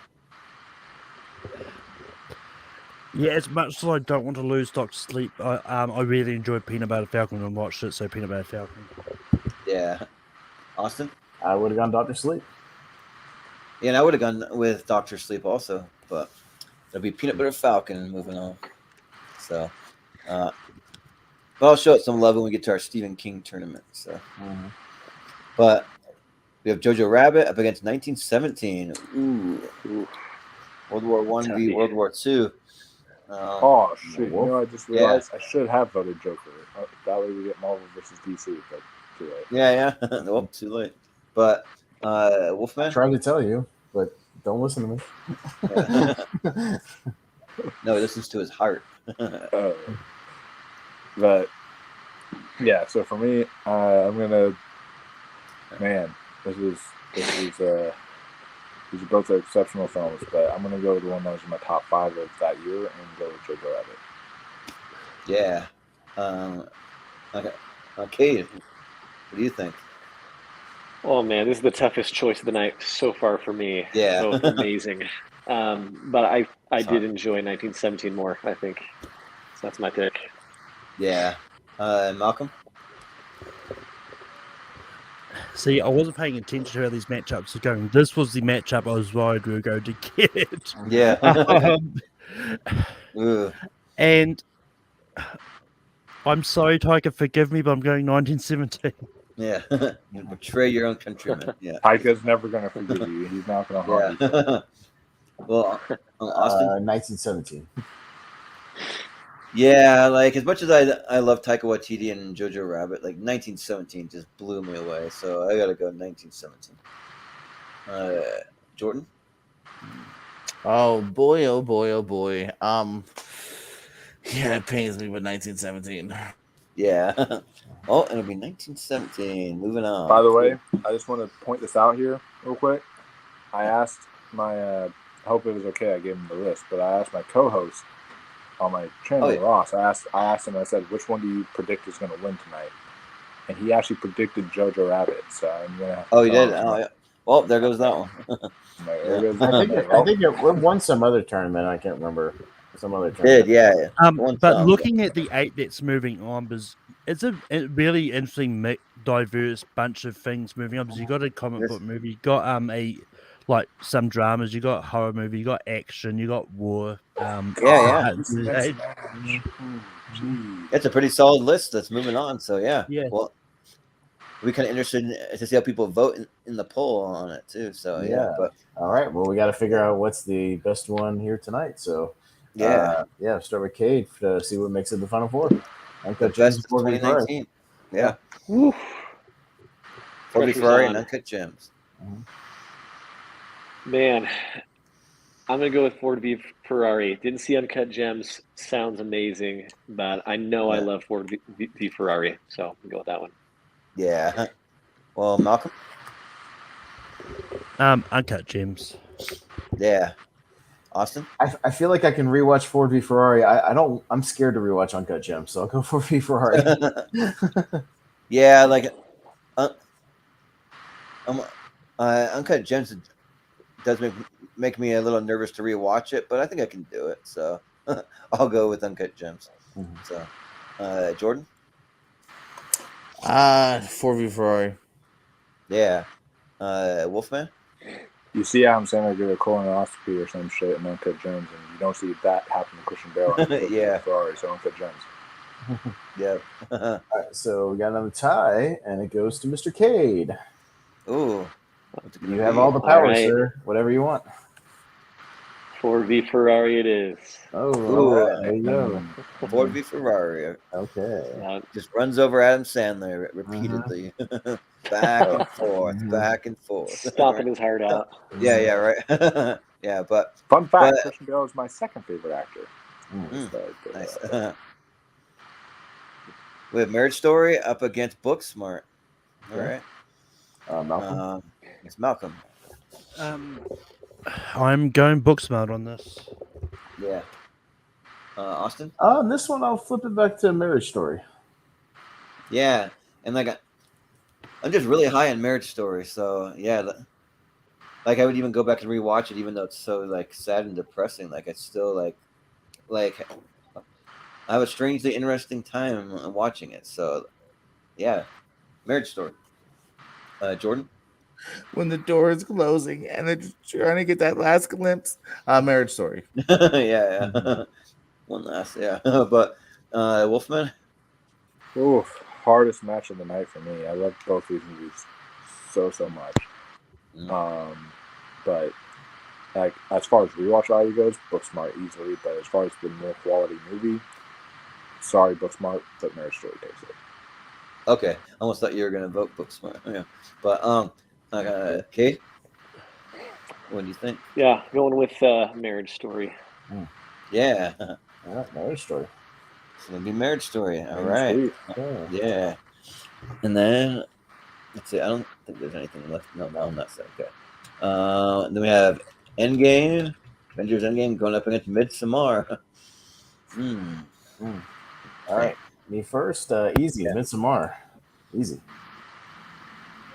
Man, like it's just interesting because it's like what like led up to Endgame to just like be the kind of movie that it was, to have so many characters come together in that universe. Like it's like I don't know, like it's like really incredible, but so is Midsommar. Like it's just like one of the greatest horror movies I've ever seen. Like it's that good, but like I don't know, like Endgame's always going to be a heavy favorite, so I got to go Endgame. Yeah. Jordan? Yeah, I'm sticking with Endgame here. Yeah. Wolfman? You were probably right, Austin. If I did them all with this DC match, you'd probably have Ashley Joker winning right now, but possibly. But I'm going to go with my wife, Florence Pugh. So definitely got to pick Midsommar. Yeah. Well, Cade, what do you think? Going with Endgame. I just feel like that movie's going down in history, but Midsommar, probably not. Yeah, that's probably true. Maybe. Yeah, maybe in a weird way, but Malcolm? It'll be interesting to see how Endgame holds up in this later tournament, actually. Endgame. Yeah, like that's something I was curious just to see how it goes up against the next year, too. So. Awesome. We'll both do it together now. Overrated. Yep. Yeah. But yeah. Because I mean, the Florence Pugh is in the MCU. She's just not in Endgame. Yeah. Yeah. So it's still a connection. Sort of. Yeah, and I mean, like in 2018, there's a potential for Endgame to go up against Infinity Wars, and yeah, right. Yeah, so that'd be a pretty interesting discussion there. But we have a Peanut Butter Falcon up against 1917. So like a simple movie against like an epic movie. So Jordan Anderson. It's me first? Yeah. Yeah, Peanut Butter Falcon's great, but 1917, like, it's just so good. Like, it's in my top probably like of for movies of 2019, like 5 movies of the year. So yeah, I'll go 1917. Jordan? Peanut Butter Falcon's a great story about an underdog, but sometimes the underdog doesn't always come out on top. 1917. Yeah. Wolfman. So I'm gonna be the odd one out here. Peanut Butter Falcon just had much more of like, as far as a kind of an emotional, like relatable impact. It just hit more close to home for me, so I'm gonna go with Peanut Butter Falcon. Yeah. Cade, what do you think? I'll go with 1917. Yeah. Malcolm? Wolfman, you're not going to be the odd one out. Peanut Butter Falcon. Ooh. Well, Austin? Sometimes underdog stories have to come to an end. 1917. Yeah.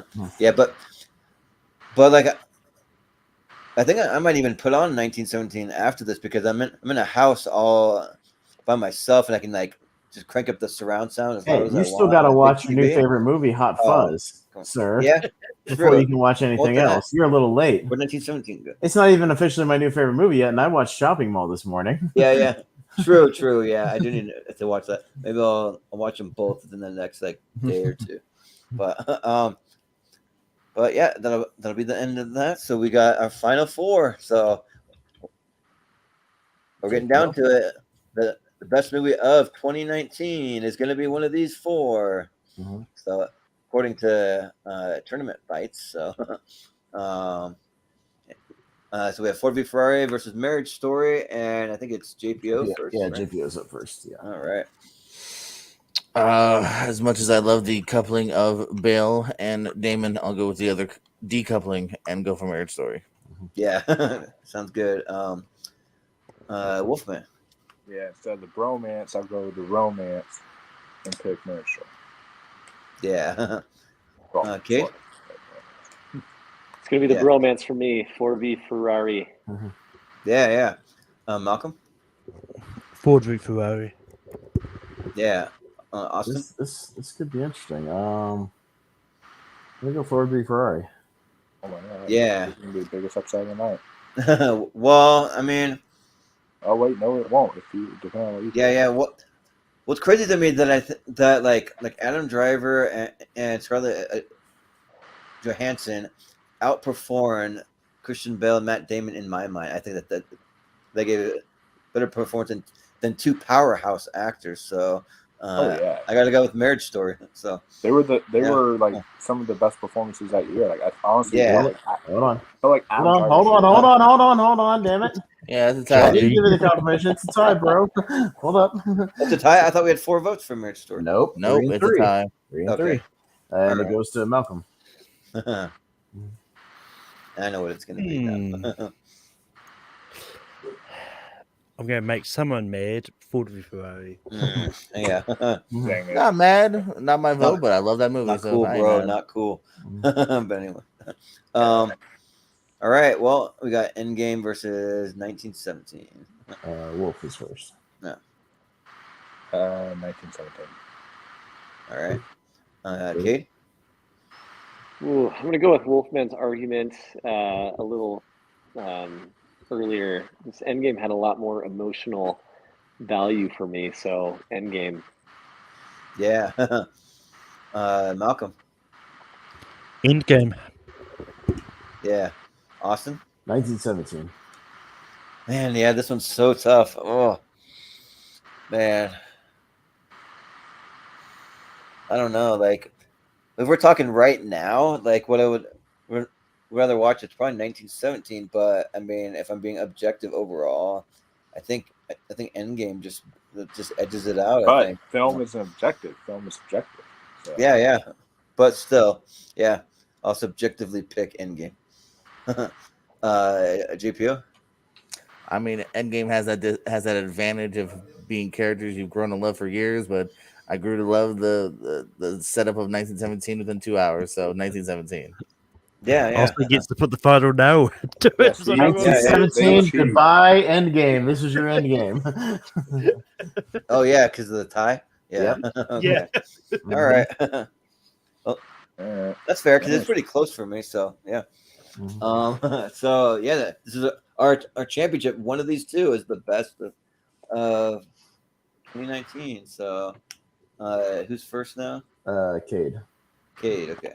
Ford v Ferrari in 1917. I think 1917. Yeah. Yeah, I think that's just a more quality movie for sure. Yeah. Malcolm? Yeah, I mean, I'm not too upset about in-game losing because in-game does win a lot of these tournaments. So Yeah, but I'm right, going yeah. to 1917. And just Yeah. like every poll, the Marvel movie will win the poll anyway, so it really doesn't matter when we put it to the because it's the Marvel movie. 1917. They're popular, but yeah, I gotta go 19. 17. Like it's one of the most memorable movies that I saw around Christmas time. So yeah, 1917. JPO. Yeah, great movies. Don't mind whatever hands up here, but 1917 for me. Yeah. Wolfman. I stepped away there because I literally couldn't remember what I had higher on Letterboxd on my 2019 ranking because they're both so close.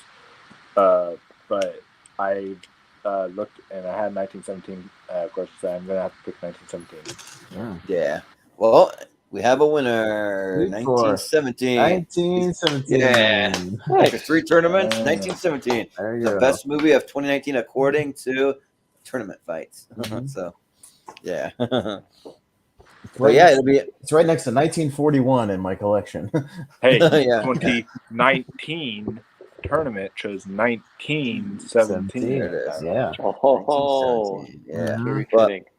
I'll zoom it in for a second, then zoom it back out to just get a look. There's a shorter tournament at 32, so yeah, you can kind of see how it went down. But it'll be interesting to see how some of these movies stack up against some of the movies from 2018, because I think there's definitely some heavy hitters that most people consider that they love. Might be a couple that some of us might say are overrated a little. So we'll see. So. But yeah, but thanks guys for joining in for the championship. So we still got in a little shorter than a 64 tournament, not much, but a little. But yeah. So we'll just go around and we'll do some plugs real quick. If you have anything you want to say, or like, just, I'm going to jump out very quick, just because I've got to start getting ready for work. Sure. But do you have any plugs, real quick? Like, you can find me on Tape Productions. We host Ranking Review Saturdays. Top 12 80 performance and sales is coming up this week, and you can find me hosting trivia all over the place. But yeah. All right, sounds good. Thanks, Malcolm. So see you later, Malcolm. But yeah, JPO, if you're around, you can do some plug, or we can go to Wolfman if he's kind of. Maybe we'll go to Wolfman first. Cool. So he may not be a champion, but he's champion in my heart. Just need to say that. Yeah, yeah. Champion of your heart. So that's what matters most. So yeah. So coming up on the channel, this week I will be continuing my Halloween review series leading up to Halloween Ends, where we will be doing the Water Halloween movie, H2O. Yeah. So that'll be. I prefer the movie Gatorade. Yeah. Water sucks. Really, really sucks. H2O. Gatorade. H2O. Yeah. Well, and I watched your Halloween 6 review, by the way, as I was winding down last night. I had it on in the background, nice. I find that movie utterly fascinating. I don't know. I like that movie. Like I just do. It was one of those things where I was watching. That movie will grow on you. It will. Yeah, I was watching it, and like maybe it was like the beers that helped while I was watching it. But I was like, you know what? This is like, while I wasn't like as high praising it, I was like, this is a movie that can be like experienced, you know? Yeah, I'm not saying it's good. I'm just saying it's fascinating. It's interesting. Yeah. A good watch. That's all I'm saying. For sure. Anyway, sure interesting. Yeah, go watch his reviews. Maybe I'll try to join you for one of them at some point. We'll see. If you can't get anybody else, we'll figure something out. Yeah. I mean, maybe if you want to join in on any upcoming You know the rest of the Halloween movies. I'm in the minor. I love Halloween Kills, so maybe that could be interesting because I love Halloween Kills. But Yeah. like and I'll defend Rob Zombie's Halloween also. So I don't know. The first Rob Zombie's Halloween or second? Not the second one. Yeah. The second one. Because I have a guest on for the second one. He that's like his favorite film of the franchise. But but like but I don't have one on for Rob Zombie's Halloween, so I can We'll also see. say that. We'll see if it works out. I got a lot of stuff going on, and me and Jordan are going out of town, so I don't know. I still got like a show almost every night leading up to when we go out of town. So we'll see. Including the watch along we're gonna do. So we'll see. We'll see. Yeah. And that's another plug I'll throw in there is with Scare Timber starting the little thing I do every September. I'll be doing Jeepers Creepers watch alongs leading up to the release of Jeepers Creepers Reborn, and then I will give you guys a review of Jeepers Creepers Reborn when that comes out. And then also I will have Austin help me with this plug. Tell them all how much you love the Hellraiser franchise. Every movie in the Hellraiser franchise. Right. Every movie. I really like the first two, and then it's I saw Hellraiser Judgment and some of the Resurrection, some of those other really recent ones. Yeah, they're not good, but I like Hellraiser 2 a lot. Hellraiser 2 I think is better than the first one, so I like Hellraiser the first two. Because I'm gonna be starting. So I did this thing. It's like a play on words with the 12 Days of Christmas. I did 12 Days of Chucky, and I was extremely successful on my channel. I did that last year. Mm-hmm. I think before the Chucky series came out, and now a new Hellraiser movie is dropping on Hulu on October 7th. Yeah. I'll be in what is going to be called 12 Days. I haven't decided whether it's going to be called 12 Days in Hell or 12 Days of Hell. I'm still trying to choose that, but it's going to be. Wait till you get into the series. It's 12 Days of Hell as you get further into that series. It's 12 Days of Hell. Why? Because I've seen all of them, and that series gets worse and worse. Although you get further into those movies and you see interesting people pop up doing their first movies, like Adam Scott's in the fourth one, and I think there's like a couple people. One of them is an Alan Smithy movie, which means the director wanted nothing to do with it. One of those things. But yeah, I mean that series gets really rough. So hopefully this new Hulu one is good. You can end on a good note because that series gets rough. When you get to the internet, when you get to the internet one, let me know. The director doing the new one is actually a really good director. So hopefully, so I'm hoping the new one's good. But yeah, pretty much what it's going to consist of is 10 watch-alongs for those 10 movies, and then it's going to be a tier list / ranking on the 11th day, and then the 12th day will be the review of the new Hellraiser for you guys. So that's going to be like what's coming up here soon on the channel. Yeah. And have you ended up needing anyone to do some Lord of the Rings reviews too, and like some of the episodes? Like I'm down to be on some of the guests. See, I'm considering because I know if it's only a monthly show, like I know I'm going to get together with Autumn and do our monthly show, talk about Rings of Power. But I'm considering whether I should do like an after show or not. Yeah, right. I'm like thinking maybe I should just do like an after show with some other friends and stuff. But I've been kind of considering maybe doing an after show type of thing too. But we're kind of going out of town right when it's going to be airing, so we'll see. But it airs tomorrow. Technically today. But I think they're dropping. They're dropping 2 episodes to start, so it'll be the first 2 episodes. Yeah. Does that mean that it's already up potentially? Maybe. I don't know. Maybe. No, it on the Amazon page it says that it premieres at 9 o'clock p.m. So it'll premiere. Maybe it's already up. Let's go watch it now. Yeah, no, I just pulled on my app. It's not okay. Technically tomorrow night at 9 p.m. Eastern is when it debuts. Okay. Or Thursday night 9 p.m. whatever. Yeah. So yeah. Well, I know what I'll be doing after work. But Cade, I don't know if you have any plugs or like any or if you want to let us know where we can find you, and also too, Cade coming live. He just bought a townhouse, so that's pretty cool. So coming live from there, right? Is that where you're at? Just at home? Yeah. I just got a new place, and speaking of movies, I mean, I just got this 75-incher with a sweet sound system. Nice. Ooh, hey, Cade. Yeah, that'll be fun. You're very, very similar to mine. I have a 75-inch with a kick-ass sound bar as well. So and a sound. there you go, so, man. Yeah, I got a 75-inch Hisense for Best Buy for $600. I was like, you know what? There you go. Go big or go home, baby. You know what I'm saying? You gotta go. Yeah, for sure. Yeah. Yeah. There you go. Well, our other brother Trent and I mean Jordan obviously too. We all love movies, so Yeah. like, all right, we gotta do movies are my big. life. I have to have a great setup. You know what I mean? I have to. It's essential. Exactly. Yeah. Well, it's a perfect one for watching 1917. You can actually get a good experience on 1917 watching it. Yeah, I was literally just talking to my roommate about watching 1917 on it, so that'd be fun. Nice. But just pull that Blu-ray out and stick that bad boy in there. Yeah, right. Oh, there you go. Yeah. Yes. So yeah. But yeah, I don't have any plugs. I don't really have anything going on online. I mean, you can find me on Instagram, Cade.Anderson95. Real creative there. But yeah, that's all right. It's easy to remember. So, no, it's just been a fun time, you guys. So thanks for having me on.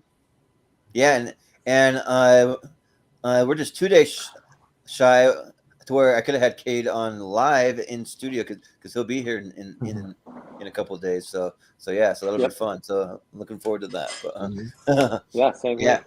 Yeah, but Austin, where can we find you? Yeah, since I guess Jordan dropped out, I'll plug The Lonely Marks. That'll be this on the channel Friday night at around 10ish.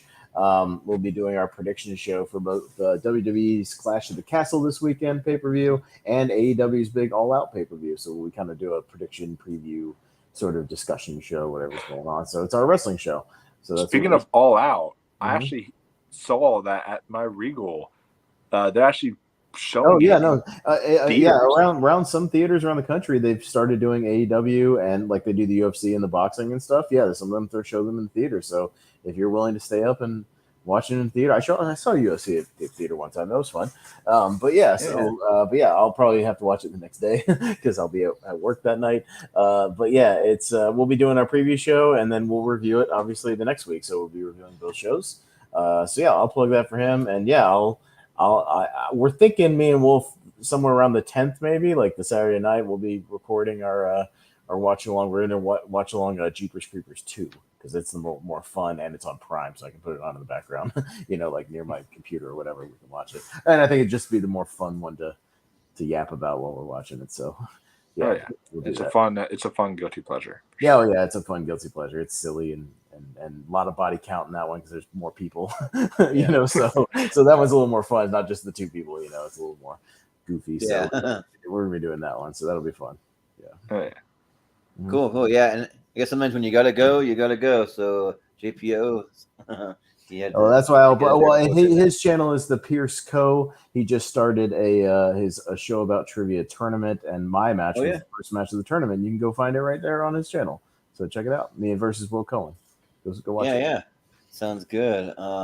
Just trying to double check the chat. Sometimes when people drop out, they'll chime in the chat. But but I've been doing a fair amount of promotion all of this week, so I mean maybe I won't give it as big of a set because it'll be the same list. If you want to see what we have coming up. Maybe just push everything up to when we go out of town, and then we'll plug everything out of town later. So if you want to see what we have, maybe like even past that, you can go to last night's episode and see the plugs, or even the one before that, or the one before that. We had 3 episodes in a row where I went over all of them. But I'm tired, Jordan. This is the 4th tournament in a row. I'm tired. I know, right? It's the 4th one. Yeah, like usually we don't do this. Is kind of like like maybe once a month thing, if that even. We'll kind of see, but and of course it had to happen on a day where I'm getting like overtime this week, so I'm like literally running from work to here and like all over the place. But it's fine though. Like I don't mind. I like keeping busy. So, but you can find us all over the social media at Movie Hero 2121. If you have any suggestions for any of these tournaments, we're always open to that. If you have any longer lists that you want to send us, we also have an email at moviehero2121@gmail.com. And if you would like to be on an episode, you can just DM me and let me know. I'll be putting out the new schedule. I mean, just kind of more extended, maybe going through the holidays and stuff. Usually I do it around the first of the month. I'm going to try to get it out on the 1st. We'll see. It may pop up on the 2nd. We'll see. But pretty close to the 1st of the month. And then me and Austin will be doing our Patreon exclusive episode where we're going to be doing a podcast that's going to drop this Monday for Labor Day, talking about movies from our childhood that we grew up watching. So just all those movies that we wore out the VHS as a kid. Some of those movies might still be some of our favorites now. Some of them maybe not so much, but if we loved them as a kid, then we're going to talk about them. Or for me, also movies that just came on cable all the time that I just watched all the time because they were on every weekend on cable. So you just watched it and you saw them 8 million times on cable. So yeah. So if you want to see that, though, and only before our Patreon, so you got to go to patreon.com/movie hero, but it'll be available to all tiers. So we have some pretty cheap tiers that are like as low as like just $5 a month, and then we have some more expensive ones that will allow you to create your own episode.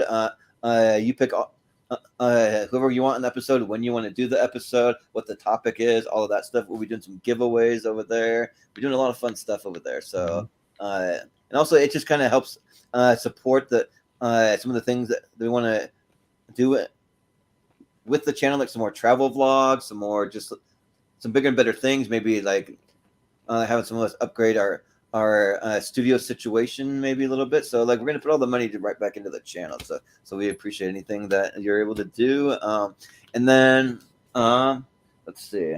And I should have had this already pulled up, but the schedule, I have it. Let's see, right here. So just a couple of tournament fights and tier rankers that we have coming up. We're going to be doing best action movies from 2005 to 2009 on Sunday. So it'll be the second half of the 2000s. We had to split that up, and it'll be the final episode of our action series. Then we have to find a time to actually schedule the championship. We don't have it on the books yet, but it'll be soon. It'll be within the next like month or two, something like that. So we'll have it coming up soon. But and then we'll be doing best Adam Sandler movies for a tier ranker. So there's that one. Adam Sandler, he might be one of my probably my favorite actor from my teen years growing up. So like maybe I might talk a little bit about that on our podcast. But and then we have our sitcom championship. We'll be talking about the top 10 sitcoms from every decade, going all the way back to the 70s. So that should be fun. We have Jordan Owens, top 128 part 1 coming up soon. So he'll be starting his 3-part series. And yeah, that's just a short little preview, and then we'll be going out of town for 2 weeks. And while we're out of town, I'm going to document our whole entire trip. And actually, I just had a package come in the mail. That's my wireless microphones, but I haven't opened it yet because tomorrow I'm going to actually, before I go out to work, so I'm going to do it in the morning sometime. I'm going to do a quick snack hero and an unboxing because I got 2 packages in the mail that I'm going to open up. Plus maybe like do 2 snacks tomorrow instead of 3, and then plus an unboxing of a couple packages. So you can check that out tomorrow. And then like I said, for our trip, we're going to be documenting everything. I'm going to be like show me like even getting on the plane, flying out to meet Austin for the first time, and then we're going to do our road trip, and then all the theme parks. I'll be meeting up with Cade and my sister for the Disney portion of that. So you might see Cade pop up a little bit maybe on some of those. So yeah, so it should be fun. So yeah, you can look forward to that. So that's pretty much where you can find us. So yeah, I think that will do it for us tonight. So thanks again. And you guys are all welcome back on the show anytime you want. So just let me know. So, but for the Wolfman, for Cade, for Austin, for Malcolm, for Jordan Owens, I've been Jordan, the movie hero Anderson, and we will see you next time.